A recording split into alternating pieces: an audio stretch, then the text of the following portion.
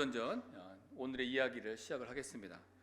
흙이 서툰 농부에게 관대하듯 문학은 서툰 독자에게도 참 관대하다.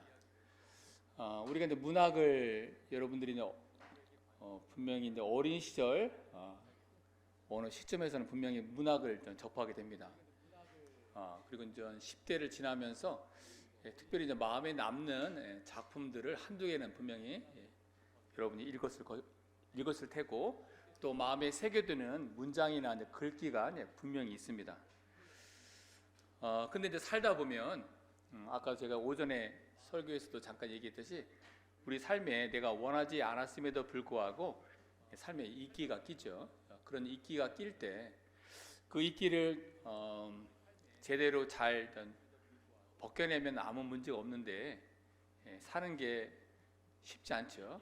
그러다 보면 그 타이밍을 놓치게 되고 이끼가 어느 순간에 내 삶에서 녹으로 바뀌게 됩니다. 제가 아직 많은 사람들 앞에서 서본 경험이 많지 않아요. 꼭 제 아내를 만날 것 같아요. 늘 얼굴이 빨개져가지고 제 아내를 만나고 얼굴이 빨개져가지고 제가 2시간 동안 뭐라고 얘기했는데 집에 가서 아무리 생각해도 기억이 안 나요. 뭐라고 얘기했는지. 그때 느낌입니다. 어쨌든 박대영 목사님을 만나고 제가 별 이런 호사를 잘 누리고 있습니다. 우리가 이제 문학을 하면 문학은 참 여러분이 책을 잘 읽지 못해도, 그리고 문학이란 것이 뭔지 잘 몰라도 신기하게 흙이 서툰 농부에게도 열매를 맺게 하듯이 여러분에게도 그런 선물을 한다는 것을 저는 경험적으로 알고 있습니다. 지금 여러분들이 중년이란 나이 이때에 다 와 있고, 그리고 시간이 흘러가면 점점 노년의 삶을 준비를 해야 합니다. 지금 20대의 삶을 살지라도 여러분은 삶이라는 인생의 전체 큰 그림을 지금부터 그려낼 줄 알아야 합니다. 저는 이제 모르고 문학책을 읽었죠. 그러니까 저는 문학책을 어렸을 때 좋아한 데는 뭐 개인적인 조금 이유가 있습니다. 저는 어렸을 때 이제 말을 잘 못해가지고 20살이 될 때까지는 거의 이제 침묵의 세계 속에 살았죠. 저는 말을 너무 심하게 더듬어가지고 제가 할 수 있는 것은 없었습니다. 그래서 제가 유일하게 그나마 편하게 지낼 수 있는 시간은 책을 읽는 순간은 제가 말을 더듬지 않고 또 누구한테 놀림을 받지 않고 그래서 제가 이제 책을 읽기 시작을 했고, 근데 이제 안타까운 것은 제가 살던 동네는 가난한 동네여서 집에 책이 있는 사람들이 없었습니다. 그래서 저는 무엇을 읽었냐면, 무엇을 읽었을까요? 농민일보로 그 국민학생이 농민일보 왜냐면 글자가 바뀐 것이 없었어요. 그래서 농민일보 읽고, 그리고 가끔씩 전화번호 부 뒤에 나오는 광고 글자 읽고, 그러다가 새해가 되면 구정 때 어른들이 돈을 좀 주면 그걸 계속 모았다가 제가 국민학교 4학년 때인가 그때쯤에 뭘 샀냐면 로빈슨 크루소를 샀습니다. 그 로빈슨 크루소를 사면서 저는 처음으로 이제 문학의 세계에 들어가게 되었습니다. 제가 이제 평상시에는 말을 못했기 때문에 늘 외롭고 힘들었지만 이제 문학을 읽으면서 그 소설 속 너무나 단순한 이야기지만 그 이야기를 읽으면서 이런 세계가 있구나, 그리고 상상을 하기 시작을 했습니다. 그리고 저는 이제 두 번째 책을 살 만큼 여유가 없어가지고 저도 이제 과자를 사 먹고 싶은지라 돈이 들어오면 과자를 열심히 사 먹어서 두 번째 책을 살 때까지는 좀 꽤 시간이 걸렸습니다. 근데 이제 책을 한 권이 제가 갖게 된 만큼 한 권을 정말 열심히 읽었습니다. 그냥 뭐 서너 번 읽은 게 아니라 제가 100번을 넘게 읽었습니다. 제가 횟수는 세보지 않았지만 뭐 마음 같아서 한 200번, 300번 읽은 것 같아요. 매일같이 읽었으니까. 근데 처음에는 뭐 내용은 다르니까 다 읽은 다음에는 거꾸로도 읽고 띄엄띄엄 읽기도 하고 순서를 바꾸기도 하고 그리고 내 마음대로 막 이야기를 지어내기도 하고 그렇게 하다 보니까 상상이 굉장히 성장했습니다. 그리고 더 놀라운 것은 뭐냐면 문장을 만드는 법을 나도 모르게 연습을 한 거예요. 그러니까 작가들이 오랜 시간 동안 습작 생활을 한 것을 저는 국민학교 4학년 때 아무것도 모르고 그것이 무엇인지도 몰랐음에도 불구하고 책이 한 권이니까 그 한 권을 몰입해서 읽고 또 읽고 상상하고 또 생각하고 글을 바꿔보고 그렇게 하다 보니까 그 언어 속에 작은 글자 한 글자 속에도 어마어마한 세계가 있다는 것을 알게 되고 그 세계가 내 마음속으로 흘러 들어오면서 저는 놀라운 신세계를 경험을 했습니다. 그래서 제 화면에 보듯이 저는 뭐 그 당시 문학이란 것도 뭔지 모르고 교과서가 제 삶의 모든 세계의 전부였는데 그런 세계 속에 하나님이 준비한 선물들이 흘러 내려오기 시작했습니다. 저는 오늘 그런 것들을 여러분과 함께 나눠보려고 하고 또 여러분이 지금 나이가 60, 70이 되어도 여러분이 지금부터 책을 읽기 시작하면 앞으로 불과 몇 년 사이에 1년, 2년 사이에 여러분의 마음속에 얼마나 풍요로운 토양이 만들어지는지를 한번 경험을 해보시기를 부탁을 드립니다. 제가 그 어린 나이에도 책을 읽다가 소리를 질렀습니다. 너무 기뻐가지고 그 문장이 들어올 때 그 문장이 갖고 있던 그 힘이 나한테 막 흘러 들어올 때 제가 막 희열을 느꼈습니다.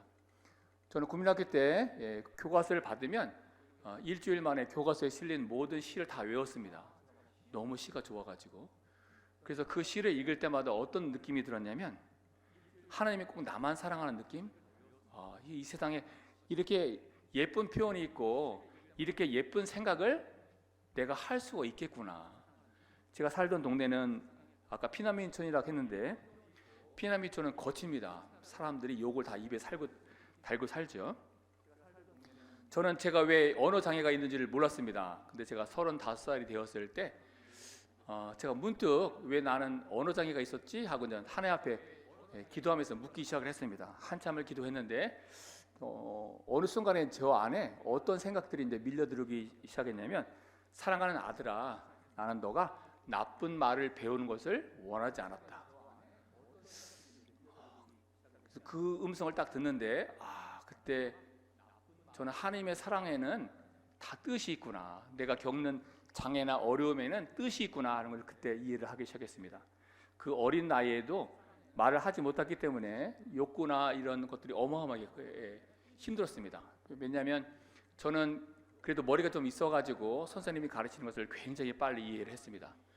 선생님이 질문을 하면 제가 답을 못해가지고 답을 적어가지고 옆 친구한테 주면 옆 친구가 손을 들고 발표를 합니다. 그럼 선생님이 칭찬하죠. 잘했다고.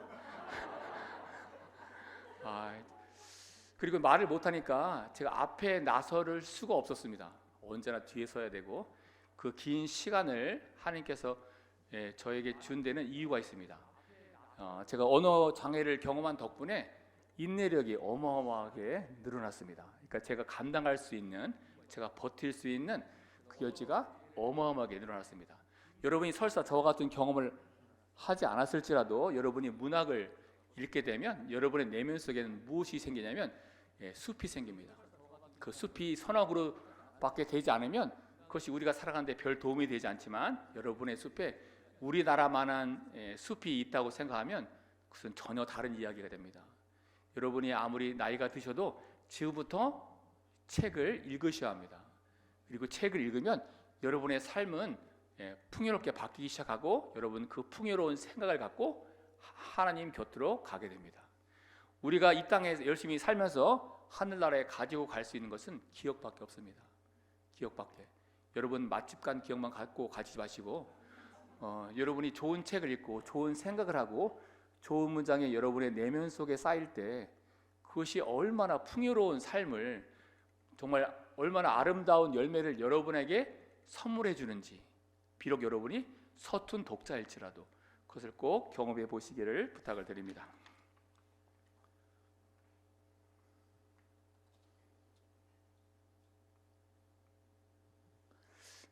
여러분의 이제 뒤에 문장이 하나 나옵니다. 우리는 내일을 말하고 또 어제를 말하며 한 번도 오늘을 살지 않았다.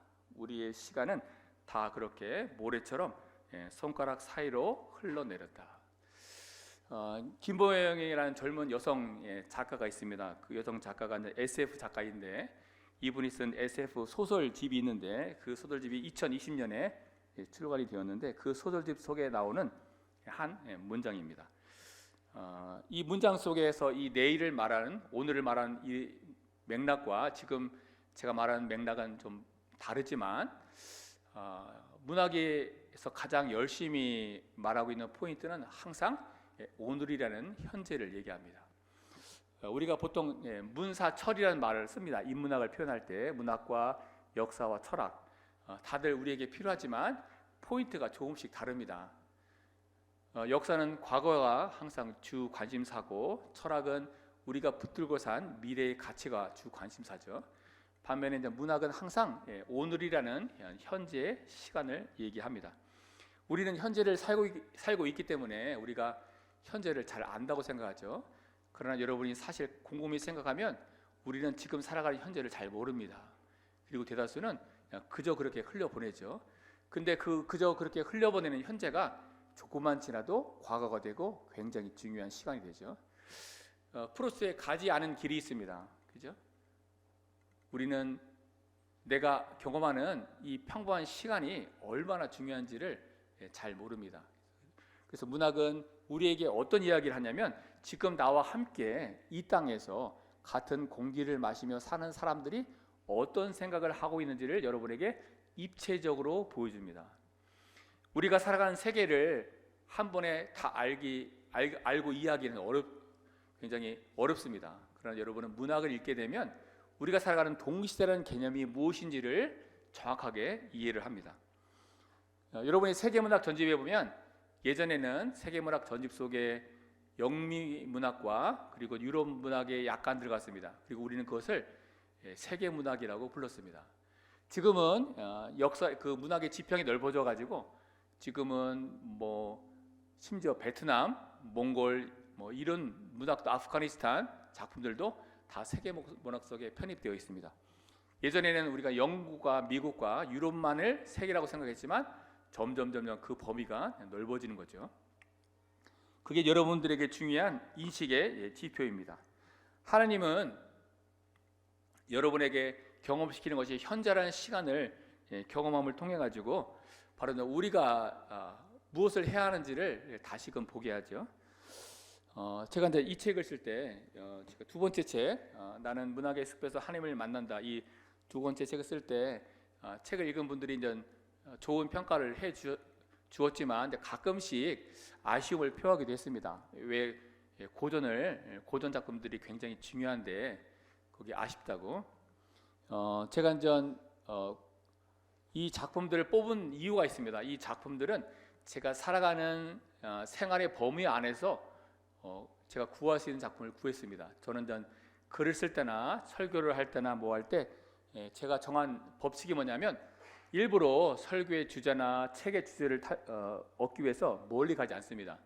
저는 제 생활의 바운더리 안에서 일어나는 일을 가지고 설교를 하고 그 바운더리 안에서 일어나는 거 가지고 글을 쓰고 그 바운더리에서 일어나지 않는 것으로 결정을 내립니다.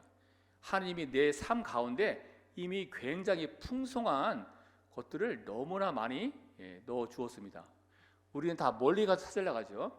전 제가 구할 수 있는 범위 내에서, 그러니까 이 책에 들어가 있는 9권의 책들은 제 집에 있는 책이었기 때문에 제가 갖고 있는 소설 중에서 제가 선택을 한 것뿐입니다.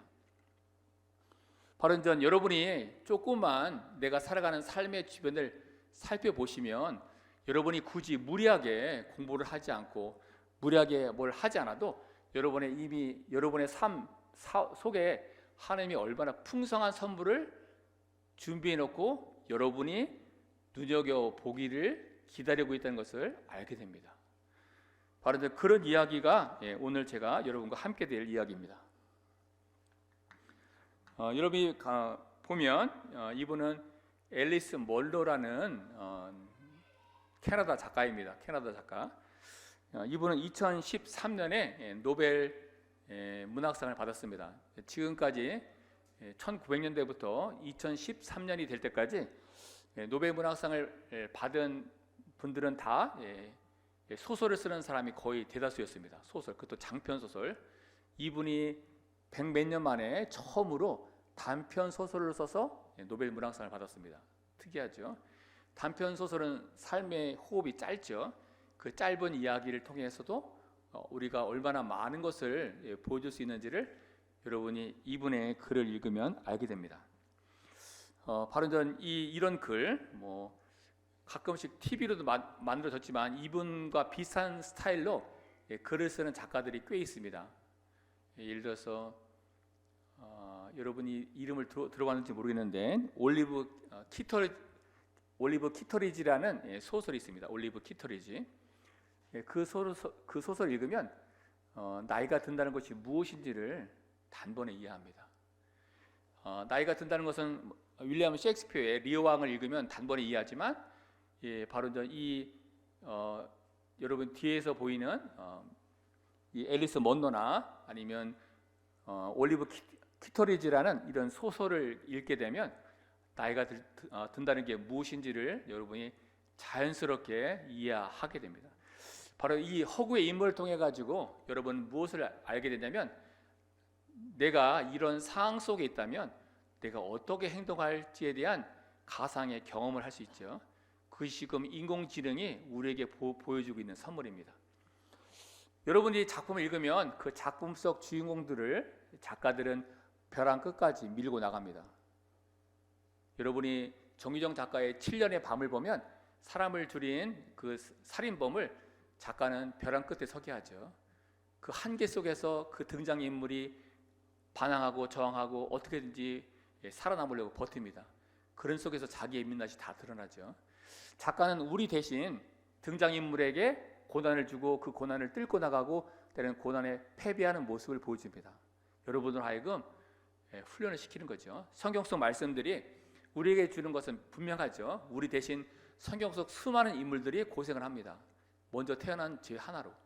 그러나 그분들이 고생한 덕분에 우리는 편안하게 앉아서 하나님이 누구신지, 신앙이 무엇인지, 믿음이 무엇인지 그런 것들을 경험하는 거죠. 성경 속 인물과 문학 작품 속 등장인물은 역할이 똑같습니다. 우리보다 먼저 태어난 죄밖에 없어요. 그러나 그분들은 열심히 뜁니다. 성경 속에서도 열심히 뛰고 문학 작품 속에서도 열심히 뛰죠. 여러분이 하는 일은 그 작품들을 눈여겨보면서 그리고 그 성경 속 인물들을 눈여겨보면서 그 인물들이 어떤 생각을 하고 어떤 상황 속에서 어떻게 행동했는지를 기억을 해야 합니다. 그리고 그런 것 중에 일부가 여러분의 삶과도 어떻게 이어질 수 있는지를 고민을 하셔야 합니다. 그런 고민 중에 하나를 여러분에게 설명을 해보겠습니다. 살다 보면 어떤 사람은 인생의 초기부터 잘 풀리는 사람들이 있습니다. 그러니까 금수저를 안고 태어난 사람들, 때로는 머리가 좋아가지고 대학 걱정을 하지 않고 아니면 취직 걱정을 하지 않고 모든 것이 다 수월하게 풀리는 사람들이 있습니다. 물론 그 사람들도 나름대로 고민이 있겠지만 그냥 내가 볼 때는 한없이 부러운 사람들이죠. 그리고 또 때로는 이렇게 인생이 잘 풀리지 않는 사람들이 있습니다. 인생이 너무 풀리지 않아가지고 힘들죠. 바로 그럼에도 불구하고 그분들이 이렇게 살아가는 모습을 보면 신기합니다. 바로 힘든 사람들이 힘든 사람들을 알아준다고 바로 그렇게 어려운 가운데도 자신의 삶을 나누는 사람들을 우리가 보게 되죠. 바로 이런 것들을 문학 작품과 연결시켜 본다면 여러분이 해밍웨이가 쓴 노인과 바다를 머리에 떠올릴 수 있습니다. 노인과 바다. 그 작품에 보면 늙은 어부가 있는데 그 어부가 84일 동안 바다에 나가서 고기를 잡았지만 허당을 치죠. 그리고 허당을 치니까 그 노인과 함께 따라갔던 소년도 결국은 더 이상 따라갈 수가 없는 거죠. 소득이 없으니까. 근데 이제 그 노인을 84일간 허탕을 쳤음에도 불구하고 왜 그는 포기하지 않을까 참 궁금합니다. 그렇죠? 우리가 보통 할 때 우리는 보통 서너 번은 그래도 어떻게든지 견디겠지만 10번, 20번 허탕을 치게 되면 우리가 끝까지 어떤 것을 붙들고 나가는 게 생각보다 어렵습니다. 근데 그 작품 속에서 보면 84년간 노인은 빈손으로 바다에서 돌아왔음에도 불구하고 포기하지 않죠. 그런 힘이 뭘까? 여러분은 한 번씩은 생각해 볼 필요가 있습니다. 제가 조금 어려운 퀴즈를 하나 내겠습니다. 여러분 영문학 전공이 아니니까 혹시 분노의 포도라는 이름을 들어보신 적 있는지 한번 손들을 들어볼게요. 분노, 상당한 높은 수준입니다. 존 스타인백이라는 작가가 있습니다. 그분들은 노벨 문학상을 받았는데 그분이 1939년인가 노벨 문학상을 받았습니다. 분노의 포도를 보면 분노의 포도 이제 배경이 1930년대 미국의 경제 대공황이 소설 속 배경입니다. 우리나라식으로 말하면 IMF죠. 어느 날 갑자기 증시가 폭락을 했고 미국 국민의 3분의 1이 하루아침에 직장을 잃어버리고 가난으로 밀려 들어갔죠. 그 소설 속 배경은 오클라호마라는 주입니다. 오클라호마. 제가 살던 텍사스 주에서 조금만 올라가면 오클라호마인데 저도 그 땅에 가봤는데 황량합니다. 정말 그 황량한 그 옥수수만 있는 그 황량한 도시. 근데 이제 비가 안 오고 비가 안 오는 데다가 그 당시에는 1930년대에 뭐가 만들어지기 시작했냐면 20년대 자동차가 처음 나와가지고 그게 대중화되기 시작했고 30년대에 들어서 이제 트랙터가 나오기 시작했습니다. 트랙터. 우리나라가 트랙터는 최근에 쓰지만 그 당시 30년대부터 미국에서는 트랙터로 통해 가지고 농사를 짓기 시작했습니다. 농부 100명이 200명이 해야 할 일을 트랙터 한 대면 가뿐하게 합니다. 그러니까 지주가 트랙터 하나를 쓰면 농부 100명, 200명이 일자리를 잃는 거죠. 날씨도 나쁘고 기후도 가뭄으로 고생을 해가지고 옥수수밭이 다 망가졌는데 가난한 농부들이 설 자리가 없죠. 그래서 뜨거운 태양 아래 이미 땅은 다 말라 비틀어졌고 옥수수 농사는 망가졌습니다. 그 텅 빈 옥수수밭을 바라보면서 먼지가 풀풀 나는 그 옥수수밭을 남자들이 털썩 앉아가지고 쳐다보고 있습니다. 그 남자들의 축 처진 어깨를 누가 바라보고 있냐면 여자들이 바라보고 있습니다. 그리고 시간이 흘러가죠. 여자들은 남자들의 눈치를 봅니다. 저놈이 무슨 생각을 하고 있는지. 그러다가 언뜻 보기 시작하죠. 그 축 처진 어깨 가운데도 그 자기 남자의 얼굴에서 나오는 그 저항감, 분노, 그것을 보게 됩니다. 남자의 얼굴에서 어느 순간 좌절했던 그 얼굴이 분노로 가득 차게 됩니다. 그 순간 여자들은 알죠. 본능적으로 굶어 죽지는 않겠구나. 그게 참 신기하죠. 그 남자들이 그 분노, 그 분노한 얼굴이 결국은 답을 찾아낼 것이라는 것을 알죠.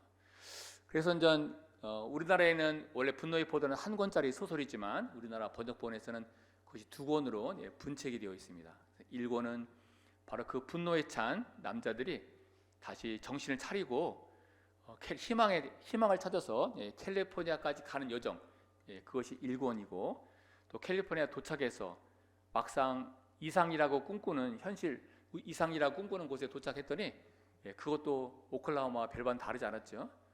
그런 속에서 또 좌절을 하면서도 다시 희망을 품고 이제 뿌리를 내리려고 노력하는 것이 이 권의 이야기입니다. 바로 이런 것들이 이제 우리 삶에 주는 거죠. 여러분이 그런 이야기를 읽게 되면 여러분의 머릿속에는 어떤 그림이 자연스럽게 겹치냐면 바로 이제 엘리야 시대 때 3년 반의 가뭄 속에서 이스라엘 사람들은 어떤 생각을 했을까에 대한 감을 잡게 됩니다. 우리는 3년 반 동안 가뭄이 들었다 하고 딱 끝나버리죠. 그 가뭄 속에서 사람들이 얼마나 힘들었을지를 여러분은 잘 공감하지 못하죠. 우리는 광야 40년 생활을 얘기합니다. 힘들었어. 왜 그렇게 그 사람들은 그렇게 지낸데 이렇게 얘기를 합니다. 그러나 여러분이 분노의 포도를 긴 호흡으로 읽게 되면 그 40년을 견디는 것이 얼마나 고통스러울지를 짐작을 할 수 있습니다. 바로 그런 서사가 여러분의 머릿속에 들어가기 시작을 하면 여러분들은 머릿속에 하느님이 어떤 모습으로 우리 삶을 이끌어 가시고 인생을 이끌어 가시고 전 세계를 어떤 모습으로 이끌어 가시는지에 대한 감을 잡게 됩니다. 여러분이 너무 진지하게 들으셔가지고 제가 조금 분위기를 바꿔야 될 것 같습니다. 왜냐하면 저는 그렇게 기쁜 사람이 아니라 박대 목사님처럼 저는 이렇게 기쁜 사람이 아니라 저는 수업을 할 때, 대학에 수업을 할 때 굉장히 즐겁게 합니다. 저는 뭐 천박지축처럼 이렇게 왔다 갔다 하면서 막 수업을 하는데, 그래서 이제 제 수업에서는 아이들이 거리낌이 없습니다. 거리낌이 없이 막 별걸 다 질문하고, 제가 이제 뽑은 문장입니다. 제가 이제 황지우 시인을 참 좋아하는데, 그 시인이 이런 말을 했습니다. 시란 금방 부서지기 쉬운 질그릇인데도 우리는 그것으로 무언가를 떠마신다. 참 신기하게도 하나님은 가장 귀한 선물을 누구한테 주자면 가장 연약한 사람에게 줍니다. 참 신기하죠. 하나님은 그 놀라운 보물을 어디다 감춰서 주자면 겸손한 사람들의 삶 가운데 그걸 다 묻어두습니다. 그게 참 신기하죠. 여러분이 여기서 시라고 표현된 거, 이 시라고 표현된 것을 여러분이 자신의 말로 바꾸면 됩니다. 우리가 이제 교회 안에서 이 시가 차지하는 위치를 여러분이 사랑이라고도 써도 되고, 소망이라고 써도 되고, 믿음이라고 써도 됩니다. 바로 이렇게 어떤 좋은 문장이 있으면 그 문장을 여러분이 살아가는 삶의 상황과 연결시켜 놓으면 여러분은 조금 힘든 삶 가운데도 숨통이 트이는 경험을 하게 됩니다. 바로 문학은 우리에게 이런 거죠. 농담과 같습니다. 여러분이 지치고 긴장되어 있는 사람에게 한번 그것을 탁 털어볼 수 있는, 또 다른 생각을 할 수 있는 여지를 주죠. 바로 이제 이런 과정을 통해서 우리는 무엇을 알게 되냐면, 예를 들어서 뭐 귀납적 성경 공부나 뭐 신학적인 것도 굉장히 우리에게 중요하지만, 때로는 나를 알고 또 인간이 누구인가를 아는 것도 하나님을 이해하는 중요한 길이라는 것을 우리가 알게 됩니다.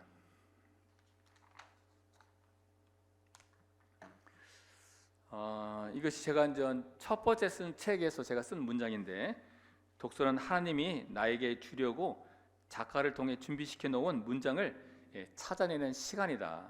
제가 쓴 문장인데, 저는 이 문장이 저에게도, 저 자신에게도 좀 위로가 됐고, 또 제가 인생을 살면서 이런 경험을 했습니다. 그러니까 저는 작가가, 저는 구약 성경에 나오는 예언자들이 있는데, 저는 그 예언자들이 중요한 역할을 하는데, 저는 이 시대의 예언자들은 저는 작가도 그 대열에 포함되지 않을까 그렇게 생각합니다. 저는 음악가나 화가나 작가들이 이 시대에 하나님이 쓰시는 또 다른 성격의 예언자라고 생각을 합니다. 지금 여러분이 좋은 작품을 보면 문장이 나옵니다. 여러분의 마음을 끄는 문장이 있는데, 그 문장이 어떻게 나왔는지 보면 그 문장은 작가의 머릿속에서 나왔지만 사실은 작가가 굉장히 고생을 한 덕분에 그 문장이 작가의 삶 속에서 빚어지게 된 경우가 대부분입니다. 뛰어난 작가와 조금 떨어지는 작가가 다른 이유는 고생한 분량이 차이가 납니다. 그러니까 절망한 시간, 자기 자신에게 실망한 시간, 자기 자신에게 실망한 경험이 많으면 많을수록 깊은 문장이 흘러나옵니다. 근데 실패한 경험, 삶이 꺾여본 경험, 그런 경험을 한 사람이 적으면, 그런 횟수가 적으면 글이 굉장히 가볍게 흘러나옵니다. 그래서 그 사람의 글은 그 사람이 어떤 인생을 살았는지를 보여주는 증거입니다. 우리가 카프카를 읽으면 뛰어나죠. 말 필요가 없습니다. 그가 얼마나 힘든 삶을 살았는지를 단번에 압니다. 키에르케고르도 마찬가지죠. 철학가뿐만 아니라 모든 음악가도 마찬가지고, 바로 이제 그런 것들, 내 삶에 꺾여본 경험이 있는가, 내 스스로의 삶에 자신의 모습에 절망한 경험이 있는가, 그런 경험이 우리에게 필요하죠. 그런 경험을 성경에서는 야복강의 야곱이 보여줍니다. 하나님의 앞에서 꺾인 경험, 처음으로 자기가 누구인지를 스스로가 발견하는 모습. 그런 시간을 견디는 동안 우리는 알게 되죠. 내가 누구인지, 그리고 하나님이 누구인지. 자기 위치가 파악이 되면 하나님의 모습은 저절로 보입니다. 제가 좋아하는 작가 중에, 제가 인용은 하지 않았는데, 제가 좋아하는 작가 중에 아디치에라는 작가가 있습니다. 라스트 네임이 아디치에인데, 이분은 나이지리아 여성 작가입니다. 제가 쓴 책에서도 이분이 소설 속에서 한 문장을 인용했는데, 풍요를 경험하지 못한 사람은 쓸모없는 것도 버리지 못한다. 다시 한번 읽어드리겠습니다. 풍요를 경험하지 못한 사람은 쓸모없는 것도 버리지 못한다. 우리는 하나님의 풍성한 사랑이 있죠.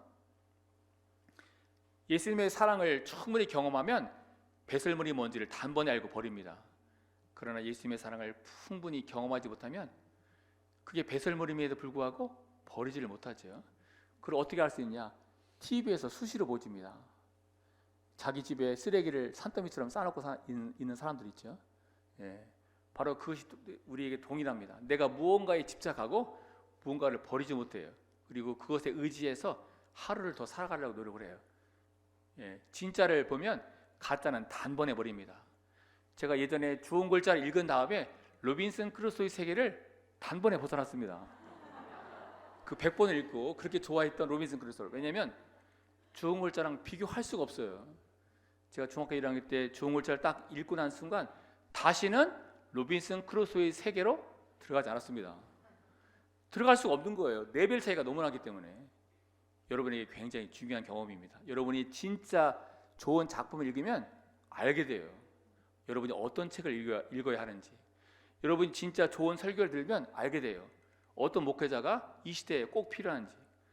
여러분은 그런 것을 구분할 수 있는 눈이 있어야 합니다. 그 눈이 여러분을 진리로 이끌고 생명으로 이끌고 구원으로 이끌게 됩니다. 우리가 많은 것을 배우지만 배움이란 것은 뭐냐면 여러분이 지금까지 알고 왔던 그 삶의 프레임이 바뀌는 순간이 있어요. 예수 그리스도를 만나면 어느 순간에 확 다가오죠.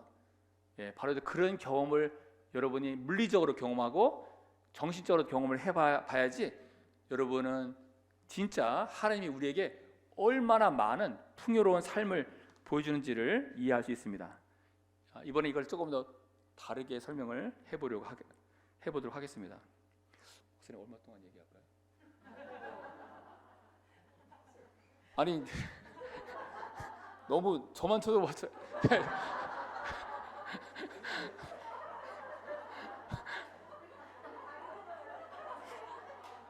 좀 이상해요. 왜냐면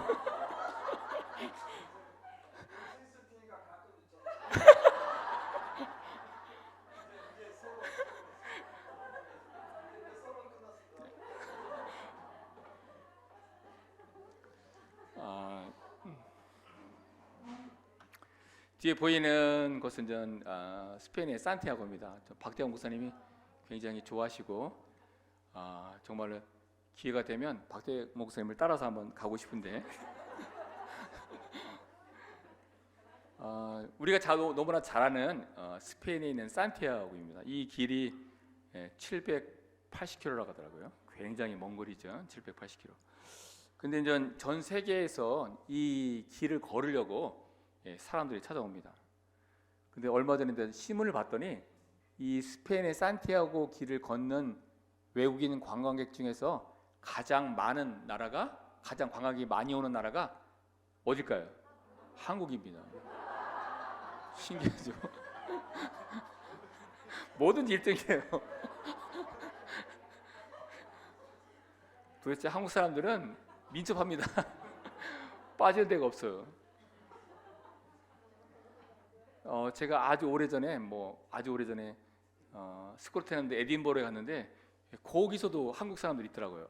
제가 그리고 어디서 왔냐고 물어보니까 그 당시 제가 신림동에 살았는데 같은 동네 사람이더라고요. 제가 그래서 참 제가 그때 느낀 게 내가 처신을 잘해야 되겠구나. 이 산티아고를 걸을 때 저도 예전에 21살 때 지리산에 온 적이 있습니다. 지리산. 원래는 저는 집이 대전이니까 대전역에서 이제 배낭을 메고 친구랑 같이 둘이서 경주에서 이제 부산까지 도보로 걸어갈 생각을 했습니다. 그래서 도보 여행을 하고 여름방학 때 이제 대전역 앞에서 만났습니다. 근데 저 표를 끊고 이제 차를 기다리는데 동창 세 놈이 저한테 이렇게 쫄래쫄래 옵니다. 그래서 저한테 어디 가냐고 해서 저는 경주에서 부산까지 도보 여행을 간다고 합니다. 근데 그 친구가 뭐라고 하냐면, 야, 거기 아무것도 아니야. 지리산을 가야 돼요.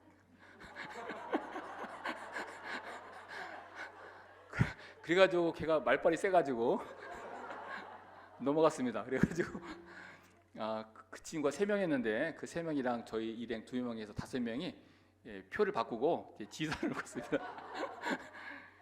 지리산을 왔는데 올라가야죠. 지리산 와서 올라가는데 지리산 맨 끝에 위가 천왕봉인가요? 뭐죠? 노고단. 예. 노고단 그때가 이제 8월 달이었는데 노고단에 올라갔는데 그때 저는 동사하는 줄 알았습니다. 동사. 저는 뭐 그냥 걷는 연습을 그냥 걷기로 도보 여행을 하기로 왔으니까 옷을 아무것도 가져오지 않았습니다. 반바지, 반팔 티셔츠. 근데 전 새벽에 했는데 잠을 잘 수가 없어요. 밑에 뭐 판초이 아무것도 없고 그냥 맨 땅에 누워서 자는데 그래서 제가 너무 힘들어가지고 옆에서 자는 친구를 깨웠습니다. 야, 옷 좀 벗어달라. 이놈이 벗어주지 않아요. 자기도 추우니까. 그러니까 옷을 벗어주지 않으면 우비를 달라, 우비. 그래서 우비를 줘가지고 저랑 같이 처음에 갔던 2친구, 제가 윗돌이 입고 걔가 밑에 바지 입고 그렇게 해서 잤는데 아침이 되니까 텐트 안에 얼음이 살얼음이 얼었습니다.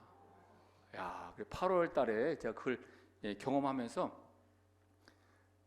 너무 그래서 그냥 당장 내려가고 싶었습니다. 근데 이제 아이들이 지리산에 왔으니까 종주를 한다고 하더라고요. 야, 미쳤냐 했더니 종주하지 않으면 후회하게 된다고.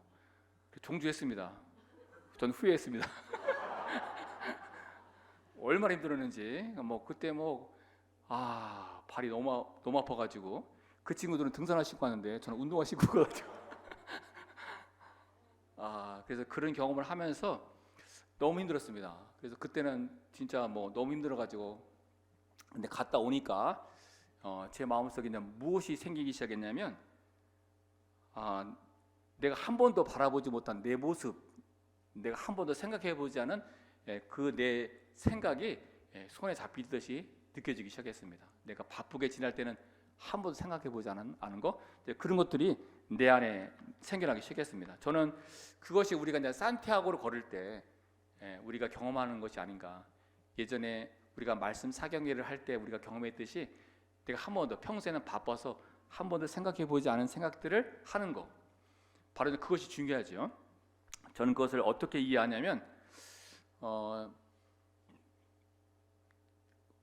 한국과 미국이나 영국, 유럽에서 출간되는 책들을 이렇게 봅니다. 근데 어떤 차이가 있냐면 한국에서는 자서전이 거의 출간되지 않습니다. 자서전. 그리고 잘 팔리지도 않고. 저는 그것이 이제 한 원인이라고 생각합니다. 자서전. 반면에 이제 미국이나 영국, 서구에서는 자서전 출간이 굉장히 활발합니다. 우리나라에서는 자서전을 누가 쓰냐면 정치인들이 쓰죠. 정치인들.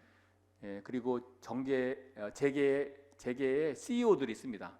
개인 PR 홍보용으로. 반면에 서구에서는 물론 정치인도 쓰고 재계의 CEO들도 많이 쓰지만 여러분이나 저 같은 평범한 사람들도 자서전을 굉장히 많이 씁니다. 여러분이 나중에 안젤라의 죄라는 책을 한번 검색해 보시기 바랍니다. 안젤라의 죄. 안젤라의 죄. 그 책을 쓴 사람은 영어 교사입니다. 미국의 영어 교사. 미국의 영어 교사가 은퇴를 했습니다. 평생을 고등학교 영어 선생님으로 재직을 한 후에 은퇴를 했습니다. 그리고 그분이 한 60대 중반쯤 되었을 때 그분이 문득 자신이 살아온 삶을 한 번은 정리하고 싶다는 생각을 했습니다. 그래서 천천히 자기 방에 앉아서 자기가 살아온 삶을 기억을 더듬어 가면서 자기가 살아온 인생을 정리를 했습니다. 그리고는 그냥 갖고 있다가 자기 친구가 놀러 와가지고 친구한테 그 원고를 보여줬습니다. 그 친구가 보더니 그럼 내가 이거 한번 잠깐 집에 가서 더 읽어볼게 하고 그 원고를 가져갔죠. 그리고는 그 친구가 사방팔방으로 뛰어다니면서 그 책에 출간할 수 있는 방법을 알아보게 되었고 출판사랑 연결이 돼서 그 책이 출간이 되었습니다. 그리고 출간이 되자마자 대박을 쳤죠. 필리츠상을 받았습니다. 필리츠상. 2020년에 한국에서도 그래도 꽤 많이 팔린 배움의 발견이라는 책이 있고, 제가 두 번째 쓴 책에도 그 내용을 썼는데 2년 전에 나온 배움의 발견이라는 책이 있습니다. 바로 그 책도 역시 16살 때까지 학교를 한 번도 다녀보지 못하고 출생 기록도 없는 그 한 소녀가 16살 때 스스로 자기가 공부하겠다고 결심을 하고 집안의 반대에도 불구하고 공부의 길을 걸어서 케임브리지 대학에 가서 박사가 받을 때까지 이야기를 쓴 글이 있죠. 그 글을 읽게 되면 알게 됩니다. 평범한 사람들의 삶 가운데도 얼마나 성경적인 메시지가 들어있는지, 그런 자저들의 삶이 서구에서는 굉장히 풍성하게 나옵니다. 자, 평범한 사람이 그 책을 낼 수 있는 이유는 한 가지입니다. 자신의 삶에 스토리가 있는 거예요. 내가 살아온 삶의 스토리. 그 스토리가 화려하고 멋지지 않아도 우리 역시도 마찬가지죠. 여러분은 자기 자신의 삶에 대한 스토리가 있어야 되고, 그 스토리를 정리할 수 있는 힘이 있어야 합니다. 그러니까 바로 그런 것들이 여러분에게 이 땅을 살면서 해야 될 중요한 포인트입니다. 저는 이것을 다르게 설명을 한번 해보겠습니다. 자신을 이해하는 사람만이 삶을 주도적으로 이끌어갈 수 있다. 우리는 뭐 각자 내 생각대로 살고 있어라고 생각을 하기 쉽지만, 여러분이 곰곰이 내가 지금 생각하고 있는 생각 가운데 몇 퍼센트가 내 진짜 머리에서 나온 순수 오리지널 생각인지를 한번 가늠해 보시기 바랍니다. 대다수의 사람들은 5%가 안 됩니다. 5%. 95%는 다른 사람의 생각이죠. 부모님이 나에게 가르쳐준 생각, 내가 친구한테 들은 정보, 내가 책에서 본 거, 여러분이 진짜 여러분의 삶, 인생이라는 경험을 통해서 여러분이 갖게 된 그 진짜 생각, 그 진짜 생각은 시인이 시를 쓰는 것과 같습니다. 시인은 진짜 생각이 나오면 그것을 시로 쓰죠. 바로 여러분에게는 그 진짜 생각을 만들어낼 수 있는 힘이 있어야 합니다. 조금씩 바로 그 생각을 이끌어낼 때 여러분은 자기 페이스로 인생이라는 레이스를 할 수 있습니다. 우리는 다 같이 인생이라는 레이스에 달려가고 있지만, 우리는 자기 페이스로 가기보다는 옆 사람 눈치를 보죠. 옆 사람이 빨리 뛰는 것 같으면 더 뛰고, 옆 사람이 조금 느리게 가면 같이 느리게 가고, 그러면 안 되는 거죠. 내 페이스로 가야 돼요. 내 페이스. 하나님은 여러분 모두에게 각자에 맞는 삶의 패턴을 주고 라이프 스타일을 줬어요. 근데 우리는 그런 거에 대한 무지하죠.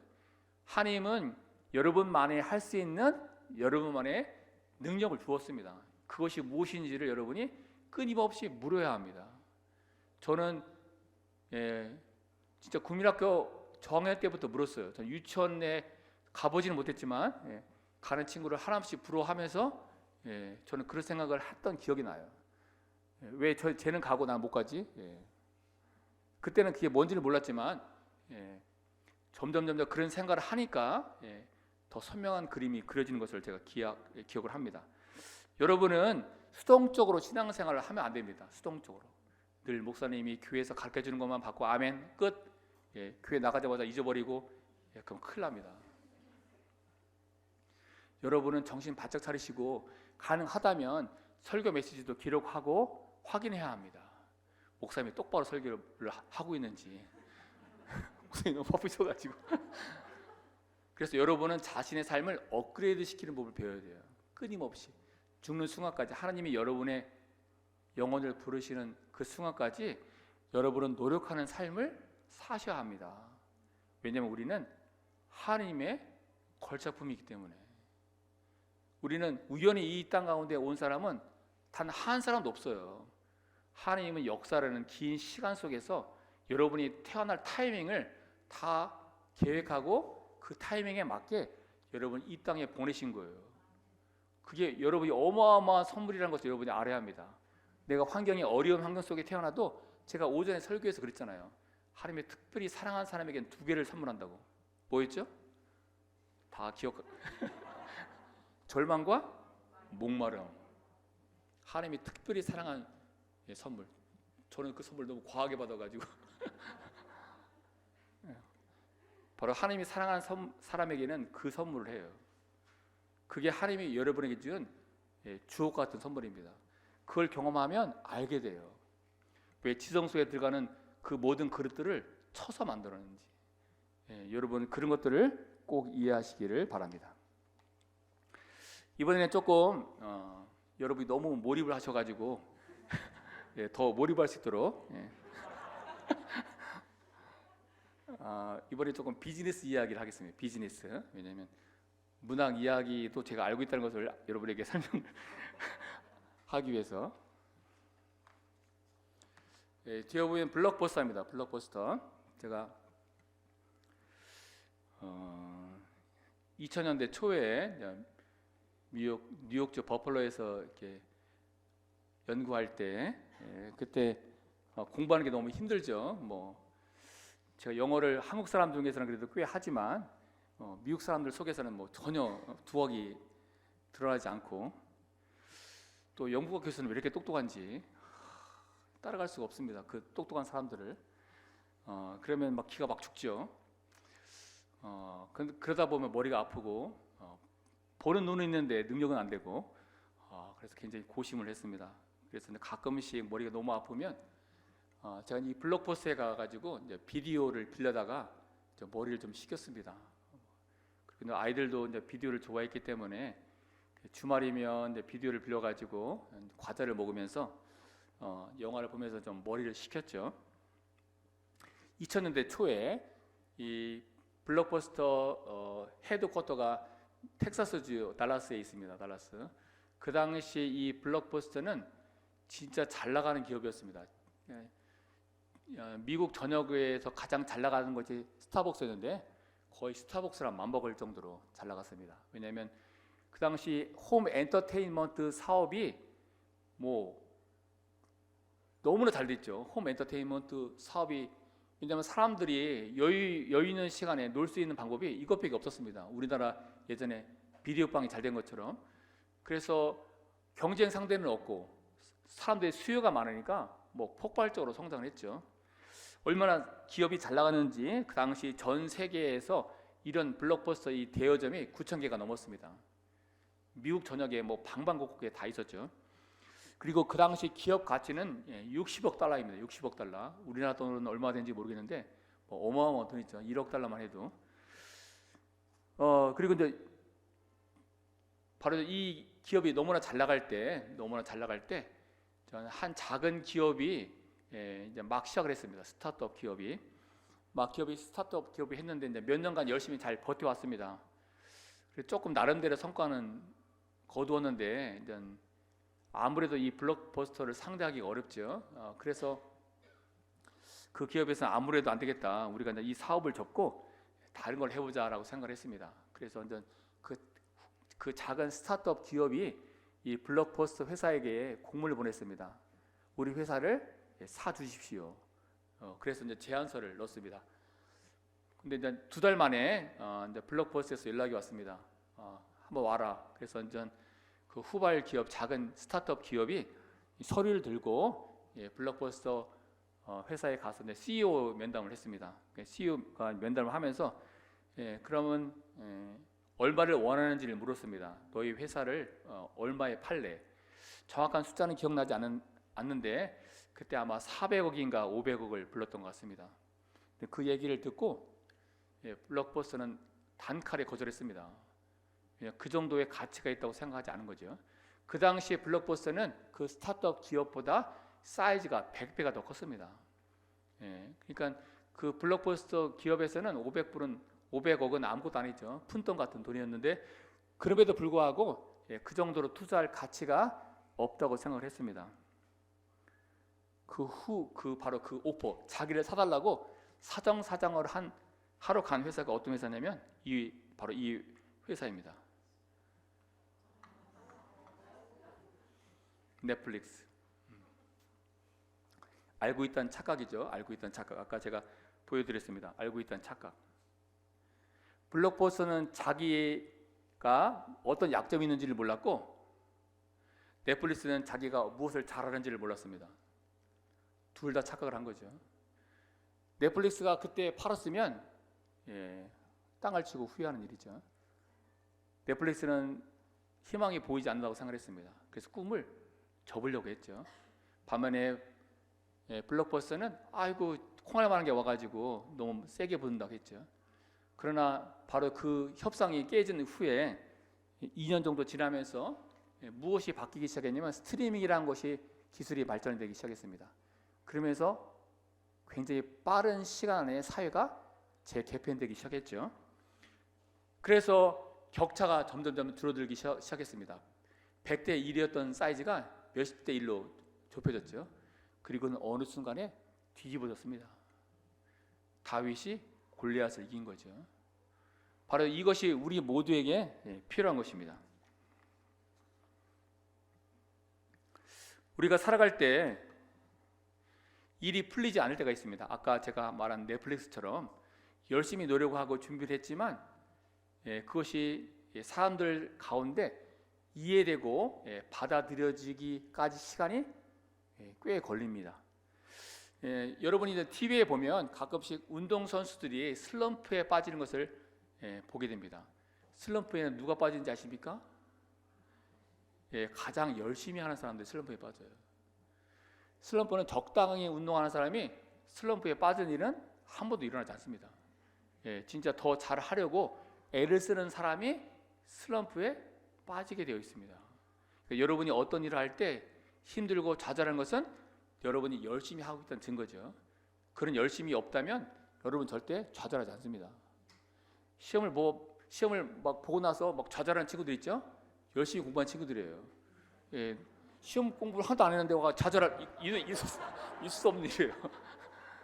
똑같은 거예요. 그러니까 여러분이 열심히 하면 좌절을 경험하게 되죠. 바로 그런 경험을 했다는 것이 여러분에게 중요한 거예요. 그래서 여러분은 보이는 현상에 끌려가면 안 되는 거예요. 내가 어떤 걸 열심히 했는데 사람들이 반응이 없어요. 그건 타이밍이 아직 오지 않은 거지 여러분이 부족한 것이 아니기 때문에. 그래서 여러분은 큰 그림을 항상 잘 봐야 돼요. 사회가 바뀌는 큰 그림. 지금 팬데믹으로 사회 전체가 다 바뀌는 큰 그림을 봐야 합니다. 여러분이 성경을 읽으면 이스라엘 백성들이 바벨론으로 막 포로로 잡혀가는 걸 우리가 보게 되죠. 근데 그것을 인문학의 눈으로 본다면 그건 다르게 해석을 할 수가 있습니다. 하나님이 많은 이스라엘 사람들을 다시 재교육하고 싶어요. 그럼 가장 빠른 방법은 뭐죠? 전체를 이동시켜 가지고 시청각 교육을 시키는 겁니다. 그것이 포로 생활이에요. 단번에 신앙생활은 무엇인지를 하나님은 한 번에 딱 이동을 시켜가지고 경험을 시키죠. 그리고 신앙을 완전히 다시 근본에부터 확 바꿔버리죠. 그리고 다시 이스라엘을 복귀를 시키죠. 이스라엘 내에서는 그것이 불가능한 거예요. 그러니까 하나님은 전체 콘텐츠를 확 바꿔버리죠. 바로 그런 방식. 여러분이 인문학을 하고 문학을 하면 똑같은 것을 보는 시야가 완전히 다르다는 걸 알게 돼요. 그래서 성경을 그리고 우리가 신앙하는 신앙의 삶을 새로운 각도로 이해를 하게 됩니다. 그래서 여러분이 무엇을 기억하셔야 되냐면 능력의 차이는 5배이지만 의식의 차이는 100배가 날 수 있다는 것을 잘 기억을 하셔야 합니다. 우리가 씨름을 하죠. 씨름을 할 때 씨름의 선수 능력의 차이는 아무리 차이가 커도 5배를 넘지 않는다고 통계가 나와 있습니다. 그러나 능력, 어떤 사건을 해석하는 그리고 이해하는 그 능력의 차이는 100배이지만 사실은 100배보다 더 크죠. 기원전 9세기에 이스라엘은 세계 역사에서는 뭐라고 부르냐면 후기 청동기 시대라고 부릅니다. 후기 청동기 시대.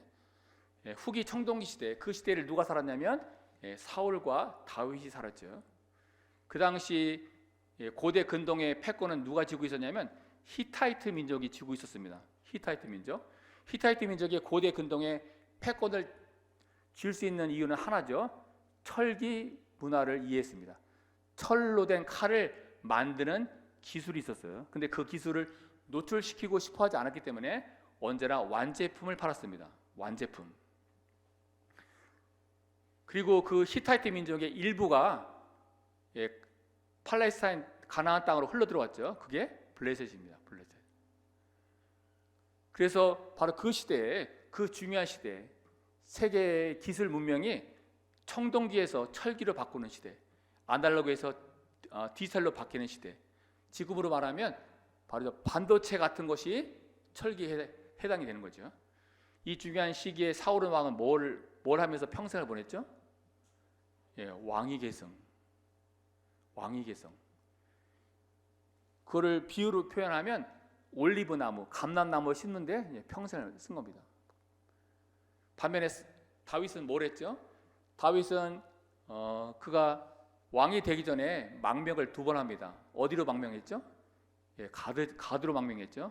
그 가드는 블레셋에 속한 5도시 중에 하나고 어디죠? 바로 철을 만드는 재련소가 있는 곳이죠. 첫 번째는 미친 척하고 살아남았지만 두 번째, 많은 식솔들을 이끌고 갔을 때는 1년 4개월 동안 관찰하죠. 철이 어떻게 가공되는지를. 그러니까 해안이 있는 거죠. 해안.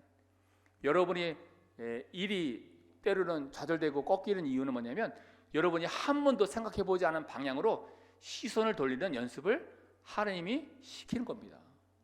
여러분은 정상적인 길을 갔다면 한 번도 경험해 보지 않을, 한 번도 있는지도 몰랐을 그 길을 여러분이 걸음으로 해서 하나님은 여러분의 삶에 폭발적인 무엇인가를 만들어내고 싶어 하십니다. 아까 제가 넷플릭스 얘기를 잠깐 했는데 넷플릭스에서 직원을 뽑고 직원을 유치하는 기준이 하나가 있습니다. 대체 불가. 그 직원이 대체 불가하면 함께 일을 해요. 근데 그 직원보다 더 나은 사람이 있으면 그 직원을 두툼한 퇴직금을 주고 내보냅니다. 그 사람들은 최고의 사람을 쓰고 싶어 해요. 그래서 그 사람들은 뭐라고 하냐면 우리는 가족이 아니라 팀이라고 해요. 그죠? 손흥민이 있는 팀에 보면 토트넘이 어떻게 하죠? 더 나은 사람이 있으면 계속 교체를 하죠. 그러면서 최고의 팀을 통해 가지고 플레이를 만들어내죠. 그만큼 그 자신들이 하는 일에 대한 자부심이 있는 거예요. 근데 우리는 하나님의 백성인데 내가 하는 일에 대한 자부심이 없어요. 뭐 이번에 안 되면 다음에 잘하지. 그렇게 되면 우리는 밀려나가게 되는 거죠. 왜냐하면 하나님은 여러분 모두를 그냥 평범한 사람이 아니라 엘리트로 뽑은 거예요. 그리고 엘리트에게는 하나님이 기대하는 기대치가 있는 겁니다. 그러니까 여러분은 자신의 삶이 대체 불가, 나를 대체할 사람이 없어, 그 정도 레벨까지 자신을 업그레이드 시키도록 노력을 해야 돼요. 여러분이 어떤 직업을 갖고 있든지 간에 자신의 분야에서 최고가 되도록 노력을 해야 합니다. 그런 최고가 되도록 노력을 하면 아이들은 알아요. 부모가 누군지를. 여러분은 그런 것을 자기 자식들의 머릿속에 씹어줄 수 있어야 돼요. 그게 신앙 교육입니다. 아버지가 저 나이가 돼도 그렇게 열심히 노력을 하는 모습을 자녀가 볼 수 있어야 돼요. 그렇게 되면 신앙의 이야기가 저절로 만들어집니다. 아무것도 하지 않아도.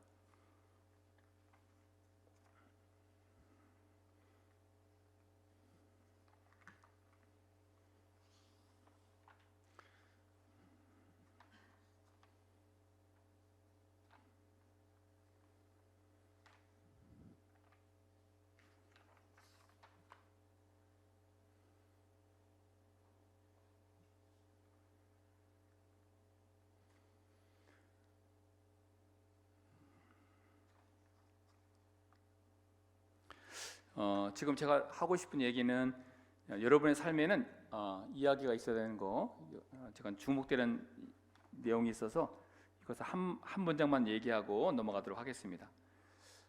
지금 우리가 사는 시대는 어떤 시대냐면 정보의 시대는 갔고 이제는 경험의 시대가 왔습니다. 정보의 시대는 갔고, 그러니까 지금 제가 경험한 시대는 문제를 풀 때 하나라도 더 아는 사람에게 우선권을 주었습니다. 그러나 지금은 그런 일은 절대 일어나지 않습니다. 지금은 하나를 더 많이 아는 것이 아무런 의미가 없어요.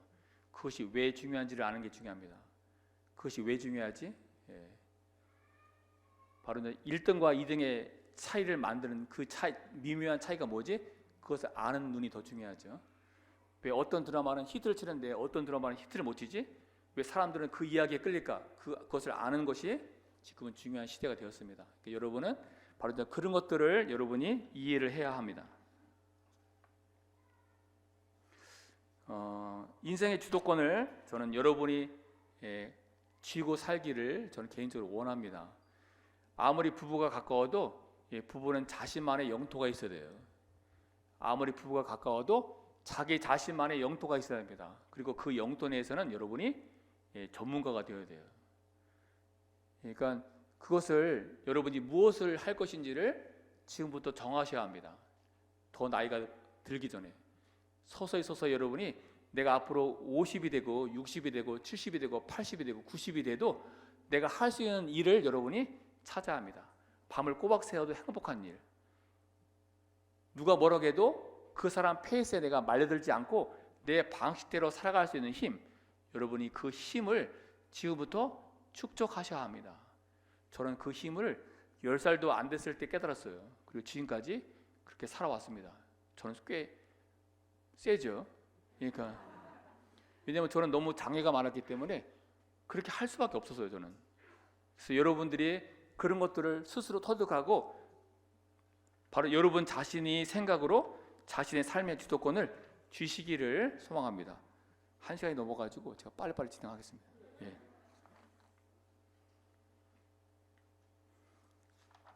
앞으로 10분 안에 다 끝내도록 노력하겠습니다.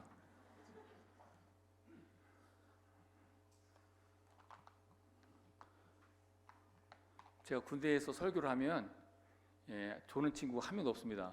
첫째, 저는 설교를 15분에 끝냅니다. 15분에. 그러니까 아이들은 15분 뒤에 끝난다는 걸 알기 때문에 너무나 좋아합니다.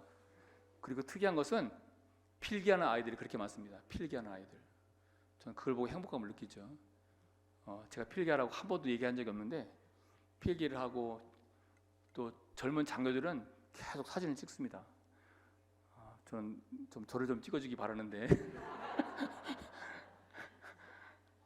우리에게는 전 뭐가 필요하냐면 여러분이 뒤에 보이는 여성 작가는 2020년 지금부터 2년 전에 등단한 동아일보가 등단한 젊은 작가입니다. 이 작가 이름이 서장원인데 이 작가가 이제 해가 지기 전에라는 짧은 단편을 썼습니다. 제가 이제 지난주에 우연히 검색을 하다가 해가 지기 전에라는 단편이 이제 온라인상에 떠 있는 걸 보고 제가 이제 몇 문장 보다가 재미가 있어가지고 짧은 단편을 다 읽었는데 그러다 보니까 그 단편이 오른쪽에 있는 당신이 모르는 이야기 속에 들어가 있다는 걸 알게 되었습니다.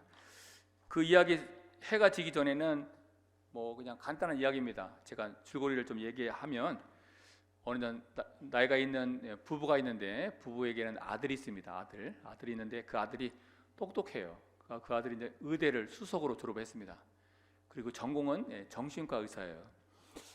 근데 이 아이가 병원을 개업해서 잘 하는데 어느 날 갑자기 아이가 아빠 나 아무래도 조금 쉬어야 할 것 같아. 그래서 병원을 접고 어떤 걸 택했냐면 정신병원에 자기가 자발적으로 입원을 했습니다. 아빠 정신병원은 옛날에 생각하는 그런 게 아니야. 자기가 그 분야는 내 분야니까 좀 쉬고 올게 하고 갔습니다. 그래서 병원에 입원한 그 아들을 오랜만에 보고 싶어가지고 만나러 가는 길에 겪는 일입니다. 그러다가 이제 아들 병원에 거의 다 와가는데 웬일인지 아빠 오늘은 면회가 안 될 것 같아.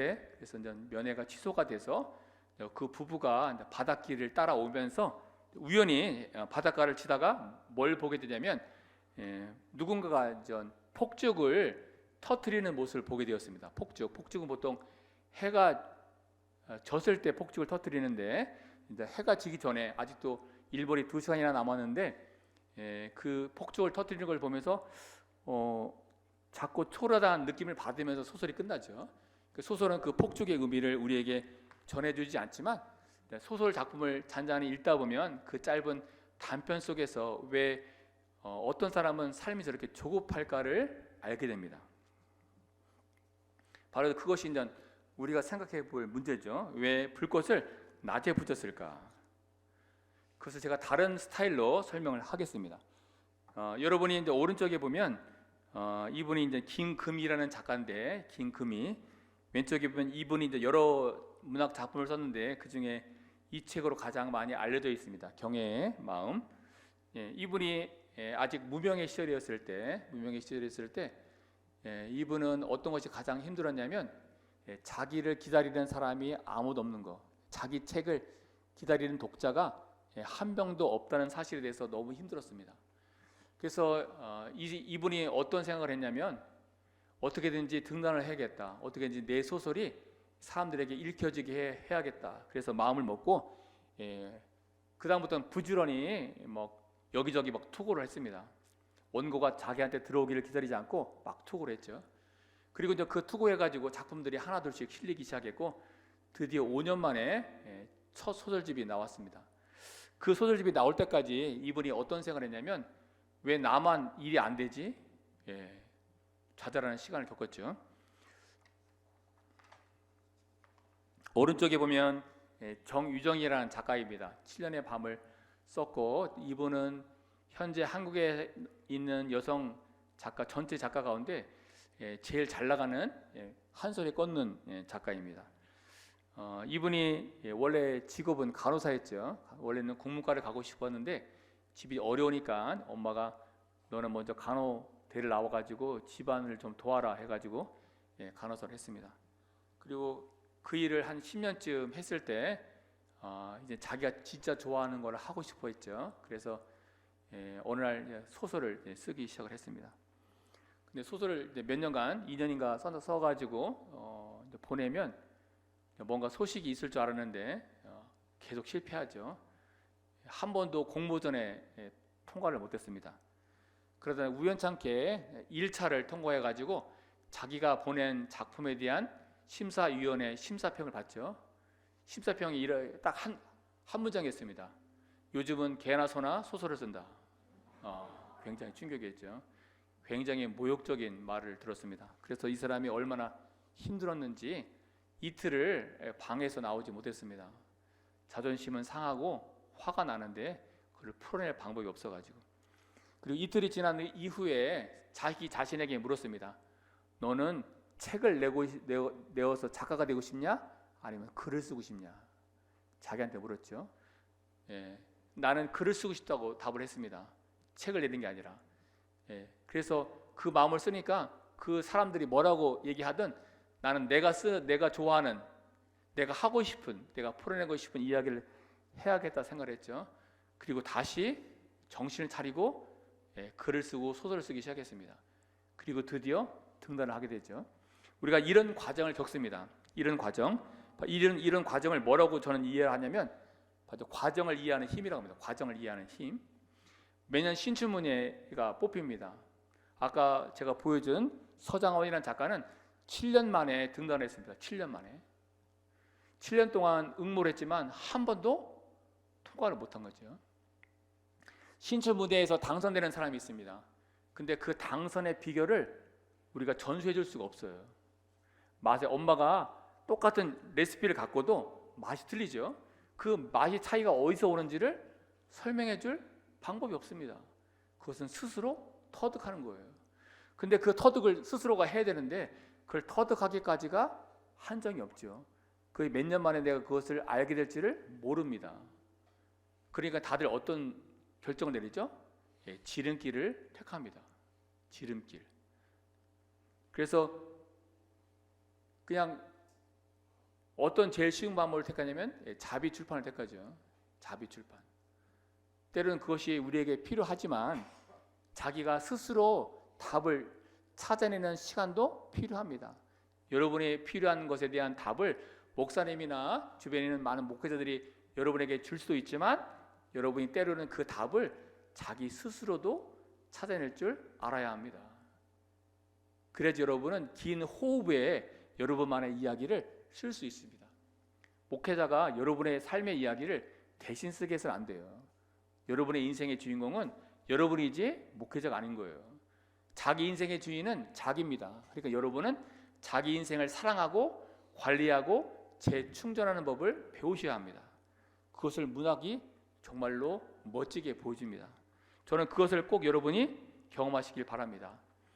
제가 북클럽을 이제 한 개를 시작을 했고 또 한 개를 좀 준비하고 있는데, 제가 그분들에게 만나면 늘 하는 말이 있습니다. 책을 읽는 목적은 저자가 되는 거라고. 여러분의 목적은 교양을 쌓는 게 아닙니다. 자기 이야기를 하는 수준까지 올라가는 것이 여러분이 책을 읽는 진짜 목적입니다. 내 이야기를 풀어낼 수 있는 힘을 갖는 것, 내 삶을 설명할 수 있는 힘을 갖는 것, 그 힘을 갖게 될 때까지가 여러분이 독서를 해야 하는 중요한 동기입니다. 여러분이 그거를 꼭 기억을 하셔야 합니다. 책은 교양으로 읽는 것이 아니라 여러분의 이름이 박힌 책을 내는 정도의 수준에 올라가셔야 합니다. 하나님은 여러분을 하나님의 자녀로 이미 계획해서 이 땅에 보냈기 때문에 여러분 한 분 한 분은 탁월한 능력을 이미 갖고 태어나신 것입니다. 많은 분들은 글을 쓸 때 머리에서 쓴다고 합니다. 그거는 저는 거의 맞는 얘기가 아니라고 생각합니다. 글은 자료를 씁니다. 자료, 풍부한 자료. 그리고 자료를 쓰려면 여러분은 데이터를 모아야 되고 그 데이터가 읽는 시간이 필요하고 그리고 그 데이터를 종합하는 눈이 있어야 됩니다. 많은 사람들은 머릿속에서 명문장이 나온다고 생각하는데 그렇게 글을 쓰는 작가는 단 한 명도 없습니다. 여러분이 소설을 쓰는 작가들이 어떻게 소설을 쓰는지를 한번 유심히 보시기 바랍니다. 몇 년간 자료조사를 하죠. 정유정 작가도 마찬가지고 다 자기가 자료조사를 합니다.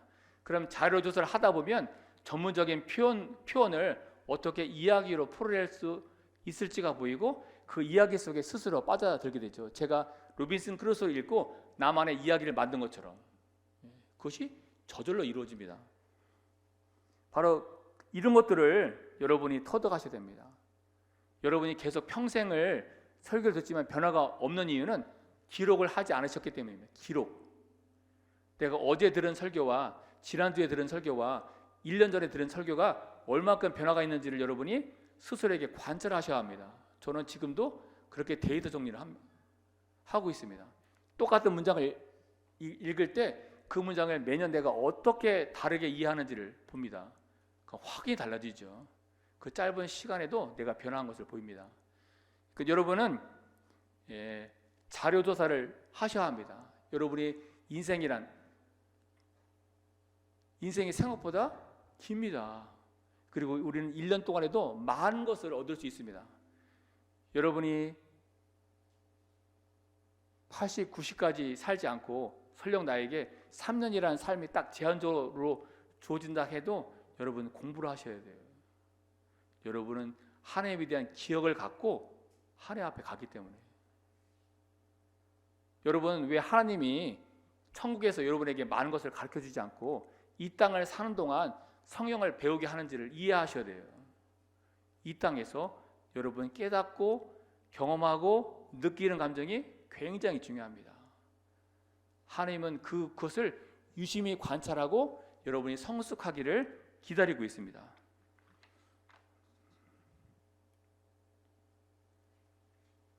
오늘의 말씀을 제가 이 문장으로 정리를 하겠습니다. 삶이라는 책에서는 내가 주인공이고 그 책에서 내가 하는 모든 선택은 신의 자치를 세상에 남기는 일이다. 여러분이 하나님의 자녀로서 삶을 살게 되면 여러분이 책을 읽든 음식을 만들든 무엇을 하든 직장생활을 하든 여러분이 하는 모든 일은 신의 자치를 세상에 남기는 일입니다. 바로 그 일을 더 잘하기 위해서는 여러분에게는 뭐가 필요하면 시야의 확대가 필요하죠. 그리고 시야를 확대할 때 문학은 굉장히 좋은 친구가 됩니다. 그것을 한번 경험해 보시기를 부탁을 드립니다. 감사합니다.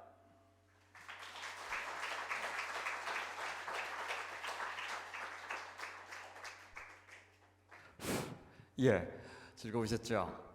예, 문학 이야기를 하는 줄 알았는데 사람에 대한 이야기를 하셨고, 사람에 대한 이야기인 줄 알았는데 인생에 대한 이야기고, 인생에 대한 이야기가 결국 신앙에 대한 이야기고, 우리는 중간 과정을 다 건너뛰고 바로 신앙 이야기를 하는 것 같아요. 그래서 이렇게 신앙의 언어들을 우리가 유창하게 구사하고 이제 우리에게는 너무나도 낯익은 말들이 되었는데 무슨 뜻인지 사실 모른 채로 그것들을 유창하게 구사하다 보니까 그런 내 고백들을 실제 삶에 이렇게 적용을 못하는 것 같아요. 그리고 삶에서 일어나는 숱한 일들을 내가 지금 이미 구사하고 있는 그 신앙의 언어들로 다시 표현하지를 못하는 거예요.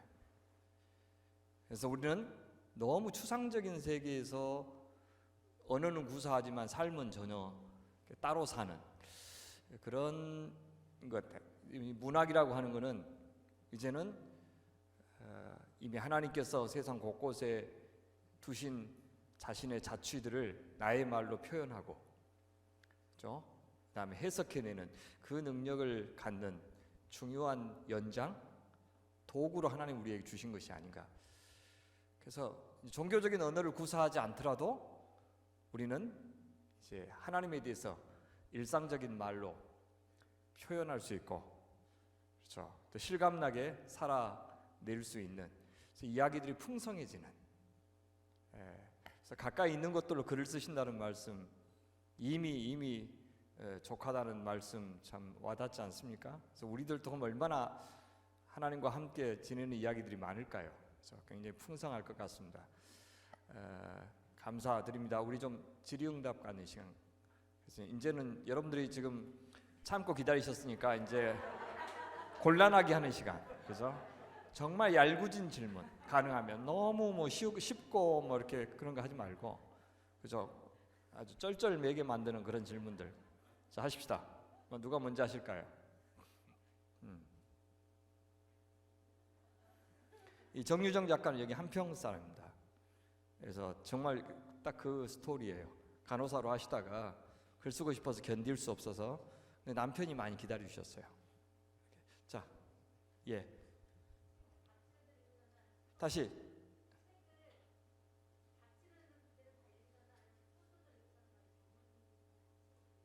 예, 전라도 말 아시겠습니까? 저기 못 알아듣죠. 못 알아들었죠. 예.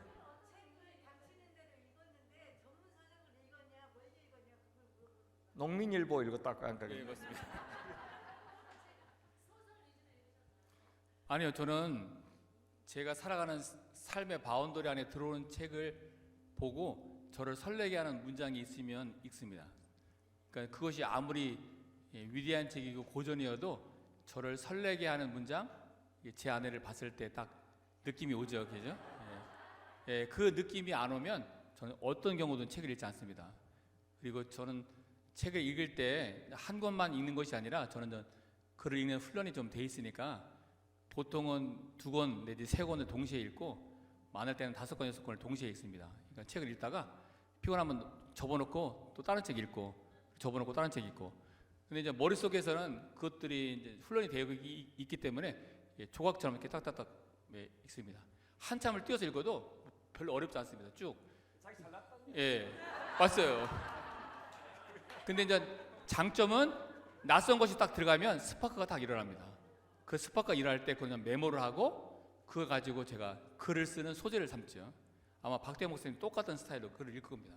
그러니까 글을 잘 쓰는 사람들의 공통점은 훈련이 되었으니까 처음에는 한 권만 읽지만 조금 지나면 낯선 책들, 다양한 책들을 거침없이 읽게 됩니다. 그러면서 시야가 확 늘어나죠. 시간에 따라서 막 잠이 오는데 육중한 책을 읽을 수는 없잖아요. 그죠? 짜투리 시간을 나는데 심각한 책을 읽을 수가 없잖아요. 그래서 여러 가지 종류의 책, 시, 그죠? 그다음에 신학책, 철학책, 다양한 종류의 책들 5권 저도 동시에 읽죠. 그러니까 필요에 따라서, 컨디션에 따라서 그렇게 읽고 그렇게 합니다. 또 좋은 질문. 예.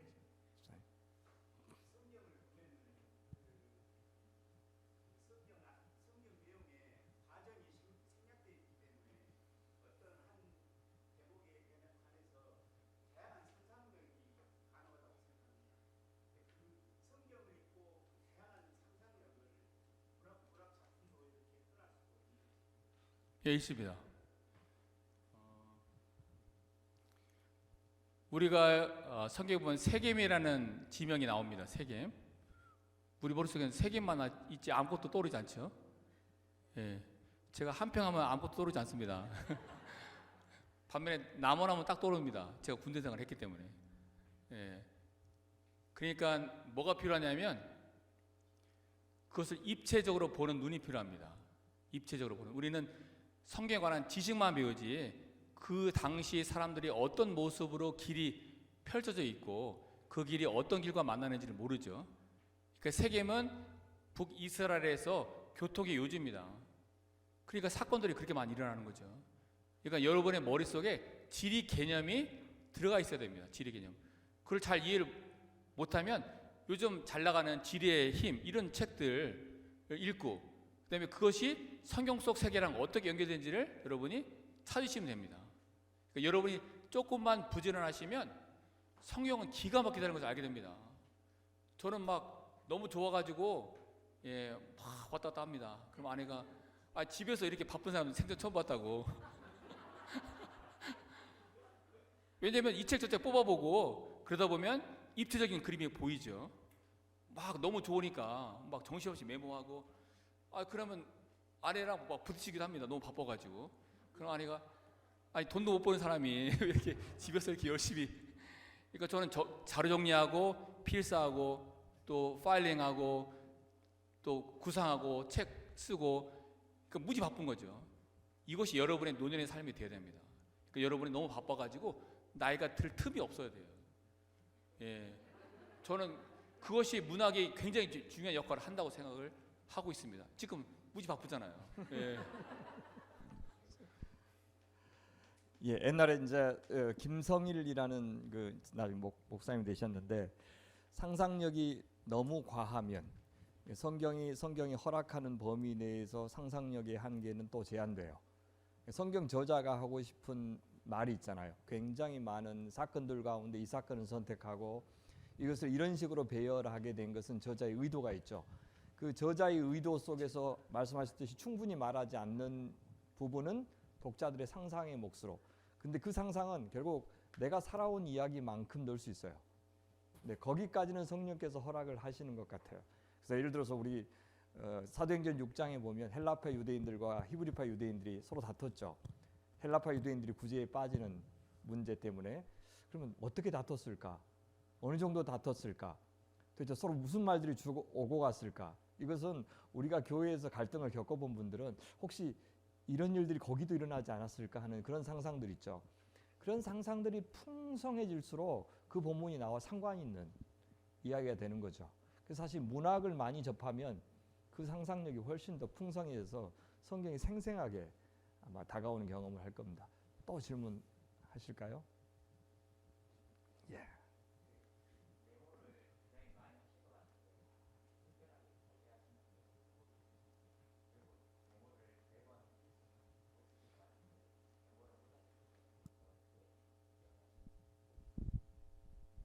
저는 사투리가 너무 예뻐요.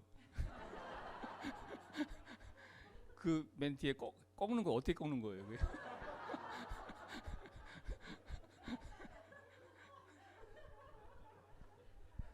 전 너무 신기해요. 그게. 메모 저는 작가를 만드는 힘은 메모입니다. 메모. 저는 메모를 굉장히 다양하게 합니다. 그러니까 저는 TV를 보다가도 메모하고요. 그냥 항상 주머니 속에 메모할 걸 넣어갖고 다닙니다. 그리고 생각나는 대로 간단하게 메모를 하고 집에 오면 이면지에다가 제가 그냥 키워드를 씁니다. 네, 키워드를 이렇게 쓰고 여기 보면 이면지라고 가정을 한다면 여기다 밑줄을 딱 긋고 여기다 키워드를 씁니다. 그리고 내 마음을 설레게 했던 어떤 생각이나 아이디어나 문장이 있으면 그걸 밑에다 이렇게 적습니다. 그리고 이것이 제가 책에서 봤으면 그 책 제목과 출처서죠. 몇 페이지에서 이걸 봤는지. 그리고 책이 아니라 어떤 영화를 봤으면 그 영화의 어떤 장면인지를 쓰고 그리고 그걸 쓴 다음에 밑에다 뭘 쓰냐면 이것을 보았을 때 나의 느낌을 씁니다. 나의 느낌. 그리고 파일링 한 다음에 이것은 이제 입에 키워드가 있으니까 키워드에 맞게 저는 집에 기역, 니은, 디귿, 리을 이렇게 다 돼 있으니까 거기 알파벳 순서대로 제가 이렇게 파일링을 합니다. 그리고는 잊어먹습니다.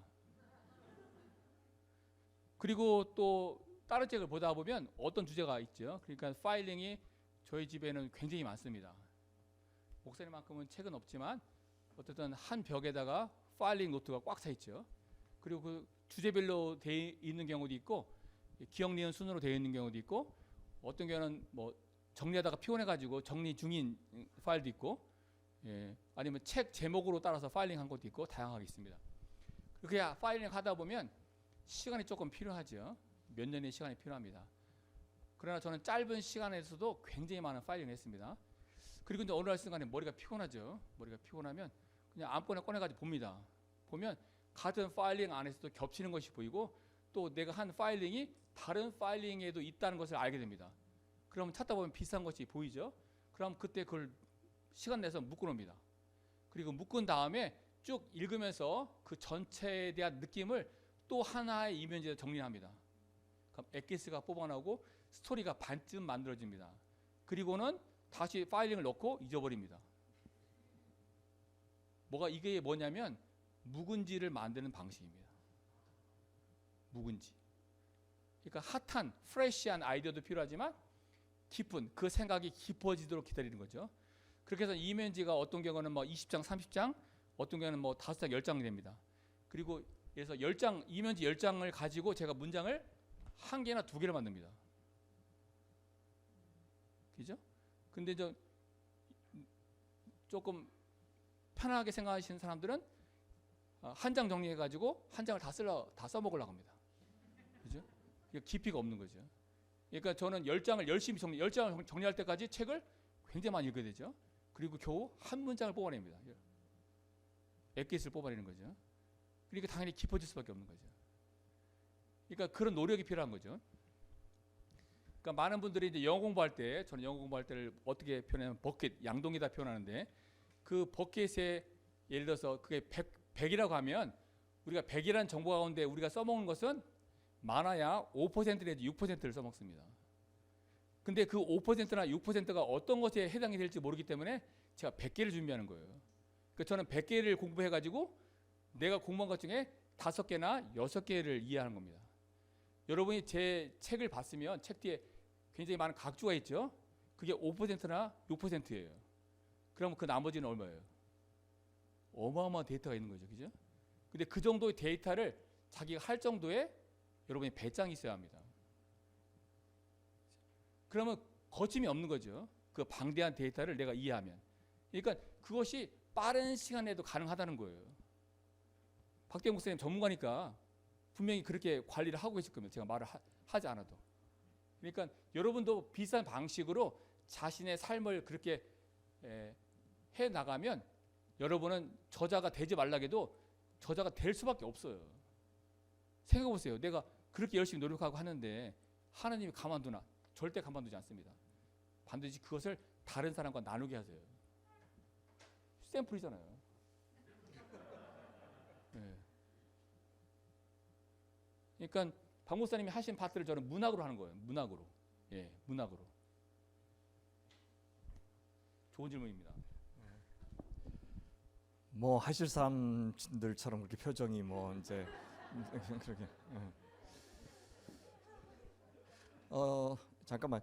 저도 책을 한 권 보면 한 3번 내지 4번은 읽습니다. 한 번 읽고 느낌만 남는다, 잘 이해 못하겠다 하는 것은 누구나 다 당연한 것 같아요. 그걸 기억 잘 못하죠. 그래서 읽고 이제 옮겨 적고 나중에 이제 각주 처리할 내용까지 다 만들어 놓는 작업까지 하면 한 서너 번 정도 한 권 책을, 그러니까 그 책을 잡기까지가 힘들죠. 진짜 시간을 보낼 만한 가치가 있는지를 정할 때까지는 신중하지만 그다음에 읽을 만한 가치가 있다 생각하면 그렇게 꼼꼼하게 읽는데, 그렇게 해서 읽을 때 바로 이렇게 기록해 놓는 것을 뭐라 그러냐면 질서라고 부르는 질서. 질은 그러니까 질병할 때 그 질자예요. 빨리 말이야. 빨리 오는 병을 질병 그렇게 얘기하죠. 그 질서 빨리 쓴단 말입니다. 다산 정약용 선생께서 강진에서 한 200권 정도의 책을 쓰셨어요. 근데 원래 그 귀향 갈 때는 책을 못 갖고 가게 돼 있습니다. 그분이 그럼에도 불구하고 책을 쓸 수 있었던 게 2가지 이유 때문이에요. 하나는 그 질서를 갖고 갔어요. 그건 갖고 갈 수 있어요. 자기가 메모한 거 있죠. 메모한 거는 갖고 간 게, 요즘 같으면 묵상한 걸 갖고 간 거예요. 책은 못 가고 책 가지고 제가 묵상한 매일 성경 노트 있죠. 그걸 갖고 왔다고 생각하시면 그 비유가 맞아요. 또 하나는 뭐냐면 이분이 여러분 그 윤두서 자화상 아시죠? 그 윤두서의 6대 손이에요. 그러니까 해남 윤가예요. 그 해남이 바로 광진에서 가깝잖아요. 백길로. 그래서 자기 외갓집에서 책을 갖고 온 거예요. 그래서 그 책을 가지고 책을 쓰신 거니까 결국 묵상한 내용, 다른 사람의 책 내용이 아니라 자기가 묵상한 내용이 나중에 자기 책의 자료가 된 겁니다. 그래서 잘 정리해 놓으시면 좋겠어요. 다작을 하는 것보다 정말 숙독을 해서, 그죠? 숙독을 해서 자기 걸로 만드는 작업이 필요하다 싶습니다. 예, 또 질문. 예.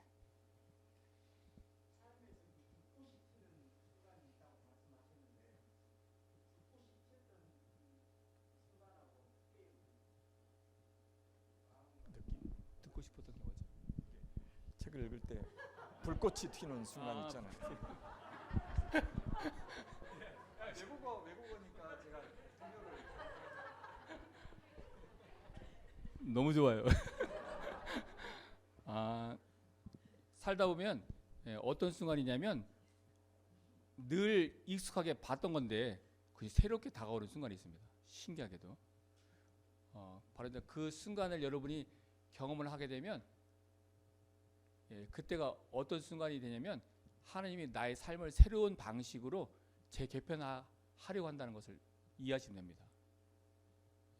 그러니까 배움이란 것은 지금까지 알고 있던 것을 완전히 다른 프레임으로 새롭게 이해를 하는 것이기 때문에, 그러니까 그런 프레임의 방식이 있습니다. 제가 그걸 다른 방식으로 설명을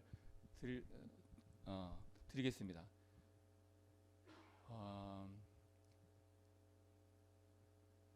그 칼리 피오리나라는 분이 있습니다. 휴렛 패커드의 CEO였던. 근데 그 컴퓨터 미국에서 최고 잘 나가던 컴퓨터 회사에서 새로운 CEO를 뽑으면서 어떤 생각을 했냐면 이사들이 앞으로는 디지털 시대가 열릴 텐데 그 시대를 이해하는 사람을 CEO로 뽑아야겠다 생각했습니다. 그래서 칼리 피오리나를 많은 남자 경쟁자들이 더 뛰어난 커리어를 갖고 있음에도 불구하고 여성 임원이었던 칼리 피오리나를 띄운 가장 중요한 이유는 그분이 스탠포드 대학에서 중세 역사를 공부했기 때문입니다. 중세가 지나가면 어떤 시대가 오죠? 르네상스 시대가 옵니다. 그러니까 중세에서 르네상스가 어떤 과정을 거쳐서 진행되는지를 보는 눈이 있는 거예요. 그것을 서사적으로 이해했습니다. 똑같은 서사적인 이야기를 디지털 방식으로 바꾸면 그게 컴퓨터 회사에서 바로 필요한 내용이 되는 거예요. 지금 미국을 이끌어가는 실리콘밸리에 있는 사람들이 거의 100%는 SF 마니아입니다. SF 마니아. 그분들이 어렸을 때부터 SF 작품을 수없이 많이 읽고 그 작품 속에 나와 있는 것들을 자기가 어느 순간에 현실적인 아이템으로 만든 거예요. 그게 이메일이고 인공지능이고 그게 컴퓨터고 그것이 이루어지기 20년, 30년 전에 소설 작품 속에 다 들어가 있는 거예요. 제가 일론 머스크 이야기를 들을 때마다 제가 한편으로는 놀라고 한편으로는 부끄러워요. 일론 머스크는 크리스천도 아닌데 2050년까지 50만 명에 대한 사람을 화성에 보낼 꿈을 꿔요. 우리는 하나님의 사람인데 꿈이 없어요. 그리고 꿈이 다 소박합니다. 이상하지 않아요? 일론 머스크는 크리스천도 아닌데 그렇게 어마어마한 꿈을 꿔요. 우리가 언제부터 꿈을 잃어버렸죠? 그리고 언제부터 우리 꿈은 다 현실적인 꿈. 집 하나 사고 아이들 잘 크면 그게 땡이에요. 이상하지 않아요? 저는 그것을 고민해 보시길 여러분에게 부탁을 드립니다. 바로 그것이 지금 질문하신 것과 맞닿아 있습니다. 프레임이 바뀌어야 돼요. 네, 또 질문 받겠습니다. 예, 장로님.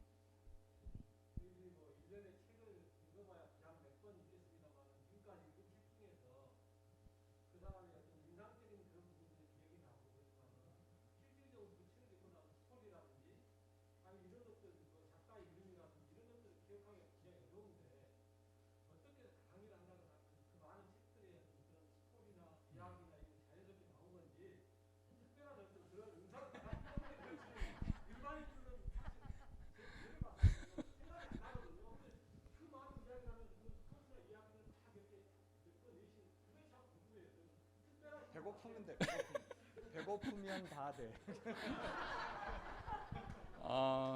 뭐가 필요하냐면 사랑에 빠진 경험이 있어야 됩니다. 사랑에 빠진 경험. 제가 이제 아내랑 데이트를 하고 나 이제 집에 갈게 하고 헤어질 때까지가 1시간 반이 걸립니다. 그죠? 여러분도 한때 그랬죠. 지금은 제 아내랑 그렇게 사이가 좋은 사이는 아니지만 한참 뜨거울 때 나 이제 집에 가야 돼. 그때가 10시 반이가 됐습니다. 나 집에 가야 돼. 근데 제가 막상 집에 들어가는 시간은 2시 반입니다. 그죠? 그때 담 넘어가는 걸 처음 배웠습니다. 담 넘어가는 법을. 그러니까 뭐가 필요하냐면 기록이 필요합니다. 메모.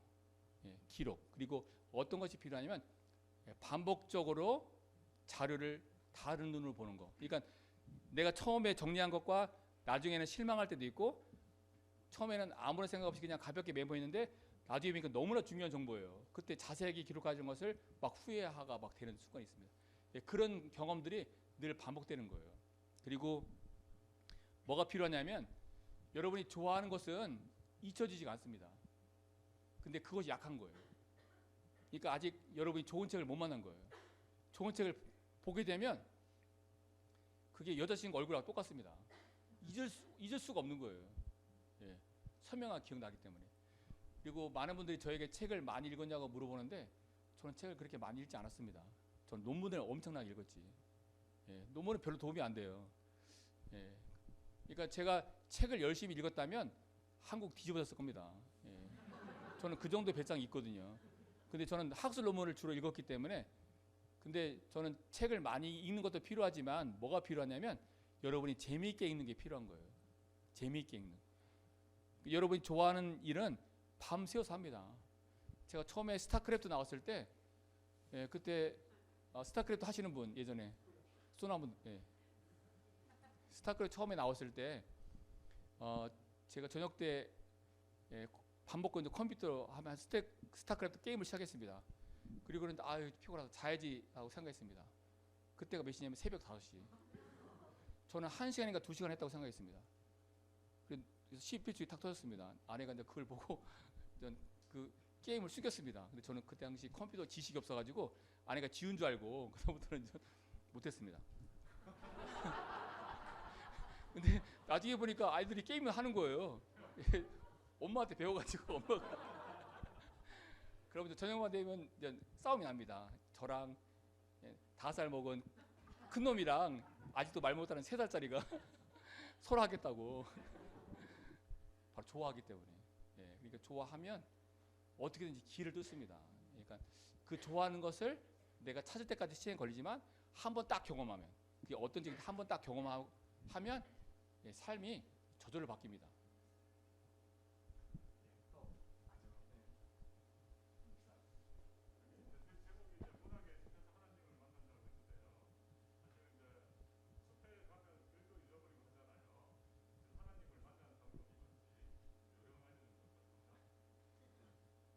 알려달라고요? 아니 목사님이 더 잘. 문학의 숲에서 어떻게 하나님을 만나죠?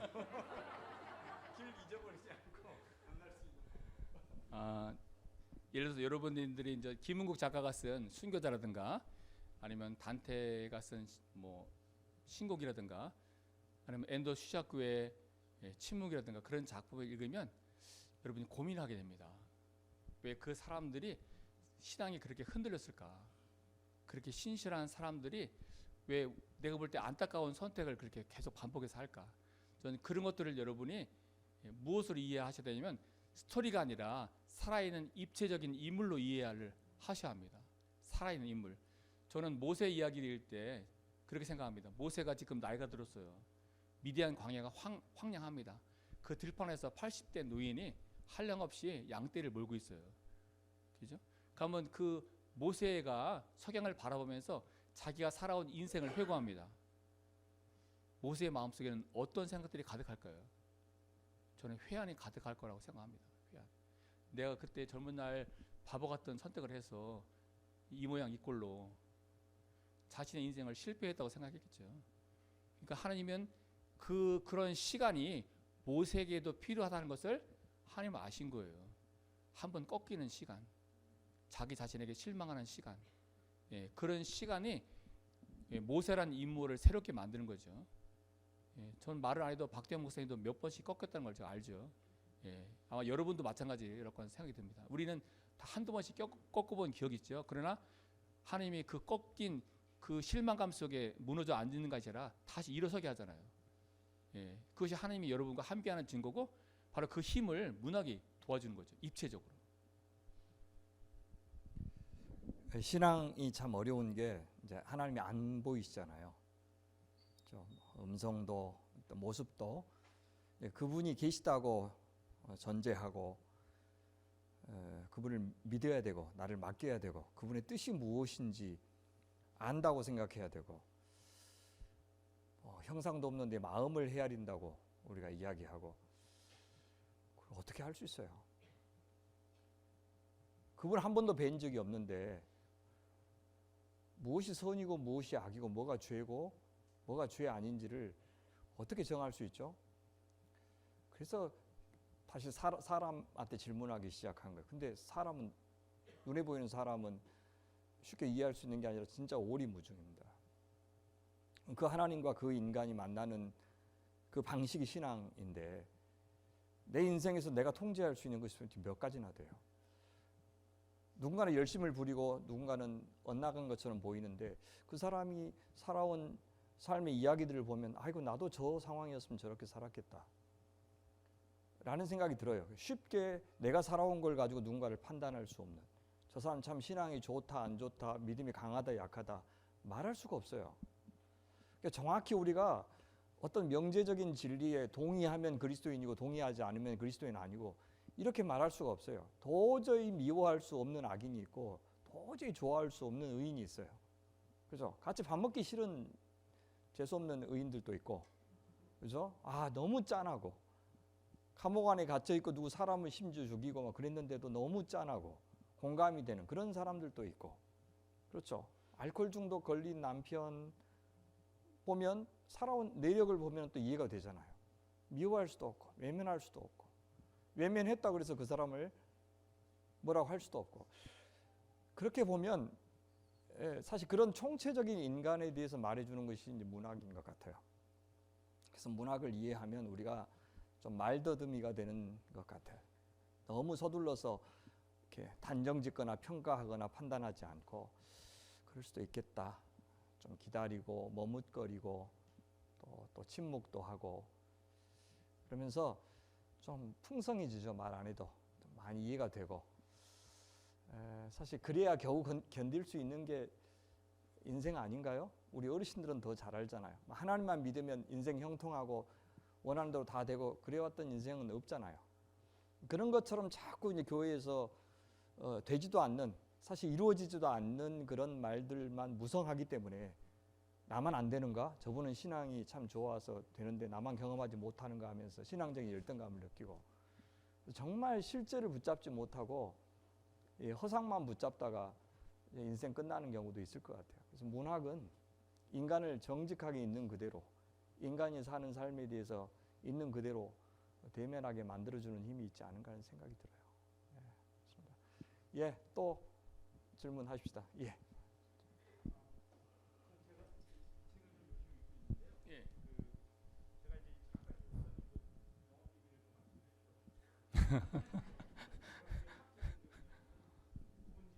음.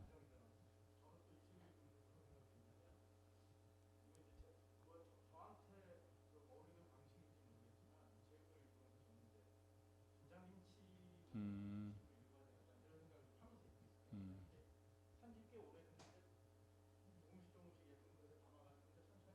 음.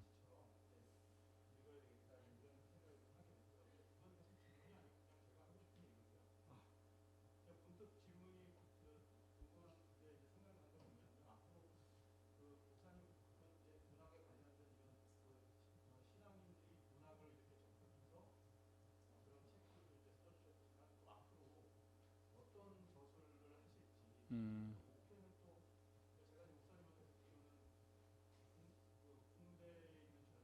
예.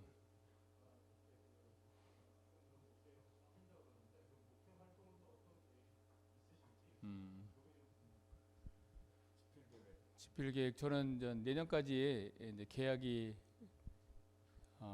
여러 건이 지금 돼 있어가지고 떠밀려서 글을 이제 써야 되는데 지금 이제 제가 계약한 것 중에 이제 하나가 뭐냐면 SF 소설이 있고 그다음 판타지 소설이 있고 그리고 레오나르도 다빈치가 있습니다.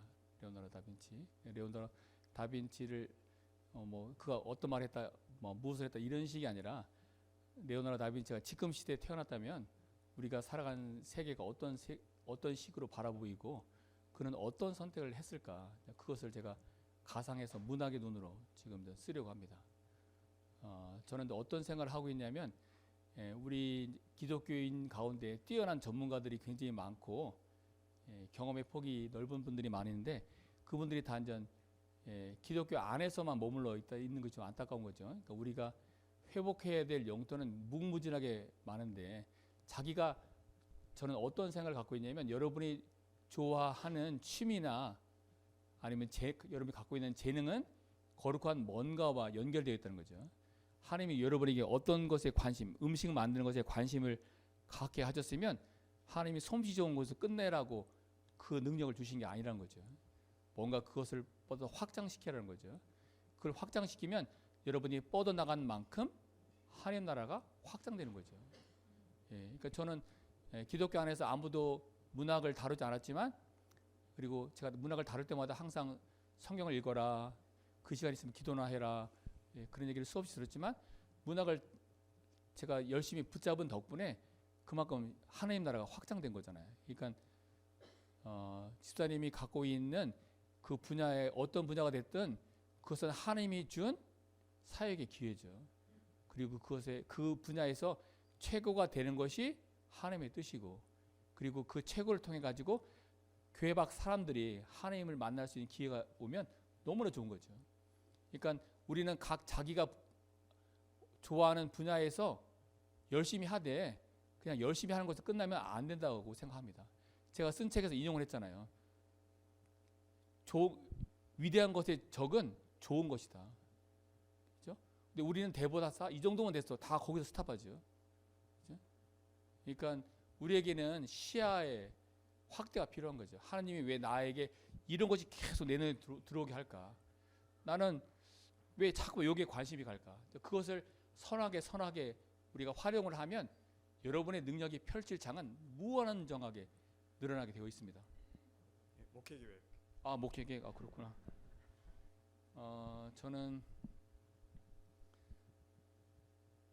군대에 관심이 하나도 없습니다. 근데 제 아들이 특공부대에 갔습니다. 얘가 한국말을 잘 몰라가지고 부대에 가서 훈련 받는데 뭐라고 하니까 멋진 사람들이 와가지고 뭐라고 하니까 얘는 그게 좋은 줄 알고 손을 들었습니다. 그래가지고 이제 손을 들었더니 이놈이 이제 의심스러우니까 너 알고 손 들었냐 이렇게 물었습니다. 모르고 손 들었다 하니까 다시 설명해 줬습니다. 그래서 그러니까 그래도 이해를 해가지고 걔는 영어가 더 익숙한 친구인데 그래서 특공대에 갔습니다. 그러니까 특공대에서는 부모님의 백그라운드를 체크하죠. 그러다 제가 이제 박사고 또 미국에서 공부를 했고 거기다 신학을 하고 그러니까 부대에서 저를 초청을 했습니다. 초청을 해서 제가 부대 가서 특강을 했습니다. 문학 특강, 신앙이 아니라. 근데 이제 병사들 위한 특강인데 연대장님이 은혜를 받아가지고 저를 계속 오라갑니다. 그래서 난 거기 너무 멀어가지고 못 간다. 봤더니 나 운전을 별로 안 좋아한다 했더니 그래도 계속 오라게 해가지고 어쩔 수 없이 이제 몇 번을 갔습니다. 그래가지고 갔더니 대접도 잘하고 식당도 데려가고 사진도 막 찍고 집으로 보내주고 그래가지고 제가 이제 어깨에 좀 힘이 들어갔습니다. 근데 웬걸 거기엔 대가가 있었습니다. 부대에 남으셔야 된다. 그래서 그게 3년 전의 일입니다. 3년 전에.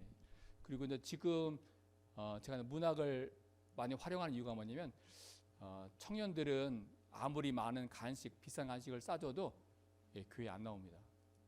저는 어떻게 하면 그 친구들에게 복음이 흘러갈 수 있도록 할까 그래서 저는 이제 이 문학을 활용하고 영화 이야기를 무지 많이 하고 그리고 반지의 제왕으로 스타트를 해서 그 반지의 제왕스 이야기가 출애굽 사건과도 흡사하게 이어져 있고 그것이 우리 삶과 어떻게 연결되어 있는지를 입체적으로 보여줍니다.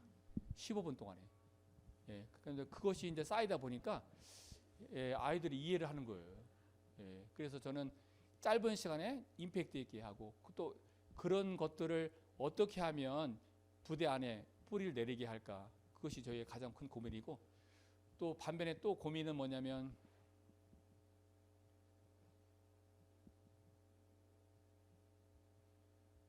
너무 거룩한 목회자들이 많아가지고 병사들이 20대의 눈으로 바라보는 세상을 설명하는 분이 적은 게 참 아쉽습니다. 목회 현장에서. 그래서 저는 그런 것들이 저한테 주어지기를 늘 소망하며 기도하죠. 청년들이 바라보는 세상은 어떻게 바라보이고 그것을 신앙의 눈으로 설명해 줄 수 있는 목회자가 있었으면 좋겠다. 그래서 저는 그런 쪽에 길이 열리기를 소망하고 있습니다. 청빙이 다 완료가 됐는데 사모님이 못 가게 해서 계속 지금 그 일을 하고 계십니다. 근데 도움이 되는 것 같아요. 앞으로 이제 목사님 쓰실 책과 관련해서 청년들하고 소통하는 방법, 청년들과 하나님 말씀을 갖고 소통하는 방법에 대한 고민들을 좀 해야 될 텐데 임상을 거치고 계시는 중이다 그런 생각이 들어요. 그래서 다 의미 있는 하나님의 저는 배려라고 생각을 합니다. 자, 세 분만 더 자, 질문 받을까요? 너무 질문을 많이 해가지고. 아니요, 지금 막 서로 경쟁하는 막 나를 봐줘요 막 그런 눈빛이라서 날이면 날마다 오는 게 아니에요. 그러면 진지한 질문 말고 바보 같은 질문. 바보 같은 질문 3개. 바보 같은 질문 3개. 너무 진지하셔가지고. 자, 장로님 바보 같은 질문. 자. 말씀 가운데 언어적인 장애를 가졌다고 하셨잖아요. 그 언어적인 장애를 가졌을 때 하나님 주시는 그 말씀이 저도 언어적인 장애를 많이 가졌어요. 중학교까지 가졌는데 지금도 역시 언어적인 장애를 가진 분들은 성격이 굉장히 급합니다. 말을 하려고 하면 말 더듬니다. 그러다 보니까 숨을 한번 내쉬고 말을 해야 돼요. 지금도 제 집사람한테 항상 말이 너무 느리다라고 이렇게 지적을 받거든요. 근데 이제 말씀을 언어적인 장애를 가진 분들에게 이렇게 개선할 수 있는 또 고민할 수 있는 그 방법이 있을지 저는 그 방법을 깨달았거든요. 일반 책들은 요절이 없어요. 문장에 저게 딱 끝내진 게 좋고 길잖아요. 근데 성경 말씀은 요절마다 있으니까 숨을 내쉬고 요절을 딱딱 끝나서 이렇게 이루면 그 순간 이렇게 될 수 있다고 보고, 그래서 그렇게 하다 보니까 성격이 굉장히 차분해지는 좀 개선되는 그런 일이 있는 것 같아요. 목사님 그 방법에 대해서 좀. 저는 그런 개인적인 방법이 있다는 것은 알고 있습니다. 그러니까 호흡법, 그러니까 호흡을 들이쉬고 내쉬고 할 때 호흡을 자연스럽게 내쉬면서 얘기를 하면 말이 자연스럽게 나온다는 걸 알고 있는데 저는 뭐 그런 호흡법을 통해서 제 장애가 치유된 것이 아니라 그냥 갑자기 어느 날 한순간 갑자기 확 말을 하기 시작을 해가지고 왜 그렇게 된지는 잘 모릅니다. 그러니까 저는 대학교에 갔는데 말을 못해가지고 굉장히 힘들었죠. 근데 이제 5월달에 대학교 1학년 때 5월달인데 5월달에 친구랑 같이 벤치에 앉아가지고 이야기를 하는데 제가 말을 더듬지 않고 유창하게 하는 제 자신을 보고 제가 놀랐습니다. 그때부터 이제 말을 유창하게 하기 시작했고 3일을 쉬지 않고 얘기했습니다. 3일을 쉬지 않고 왜냐면 이게 뭐 언제 또 장애가 오나 싶어가지고 이게 웬 떡인가 싶어가지고 3일 동안 쉬지 않고 얘기를 했고 하도 얘기를 많이 하니까 친구들이 도망가니까 제가 이제 커피를 사줘가지고 커피를 마시는 동안에는 가만히 있으니까 그렇게 얘기를 하고 그러면서 하나님이 나에게 선물을 주었구나. 제가 이제 그런 기도를 10년을 넘게 했습니다. 하나님 내일 아침에 학교에 갈 때 부모님에게 학교에 다녀오겠습니다. 이렇게 인사를 하고 갈 수 있도록 하나님 혀를 풀어주세요. 이렇게. 근데 그 기도를 10년이 넘도록 하나님이 허락하지 않았습니다. 그러니까 어린 나이였지만 하나님이 저에게 뭔가가 필요하다고 생각하신 거죠. 그걸 제가 35살 때 알았습니다. 나쁜 욕을 배우지 않는 거. 제가 살아온 동네가 너무 험악해가지고 뭐 어른들은 늘 술 마시고 아내 때리고 아이들 때리고 아이들을 맨날 욕만 하고 그런 환경 속에서 하루 종일 듣는 게 욕밖에 듣지 않았는데 저도 욕을 하고 싶었습니다. 너무 화가 나니까. 근데 언어 장애가 있어가지고 욕을 할 수가 없어가지고 그게 너무 힘들었습니다. 뭐 그런 것들. 그래서 저는 좀 조금 삶이 조금 다르게 진행이 된 것 같아요. 너무 질문이 좋아가지고. 부모님들 중에서 언어 장애를 주십시오라고 기도하는 분들 있죠 지금. 저욕좀 그치게 해주세요. 청소년기에. 감사합니다. 또.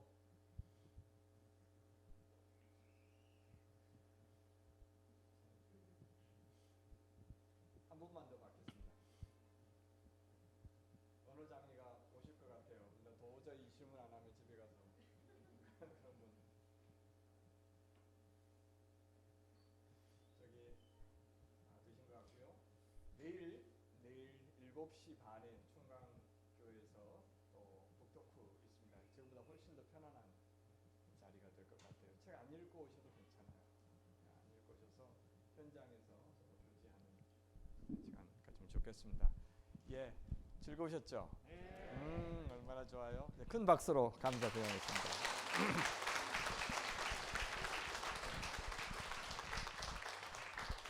마치겠습니다. 예, 종종 또 기회를 봐서 우리 목사님 모셔서 같이 교제하는 그런 시간 꼭 마련하겠습니다. 나무지기 여러분들 이번에 우리 가족들 살뜰하게 챙겨주셔서 너무 감사하고요. 그렇게 해서 우리가 조금 더 자주 만남을 갖고 친해지는 저희들이 되었으면 좋겠습니다. 자, 옆에 계신 분들한테 고맙습니다. 안녕히 돌아가세요. 이렇게 인사합시다. 네, 감사합니다. 네, 감사합니다. 네, 있습니다.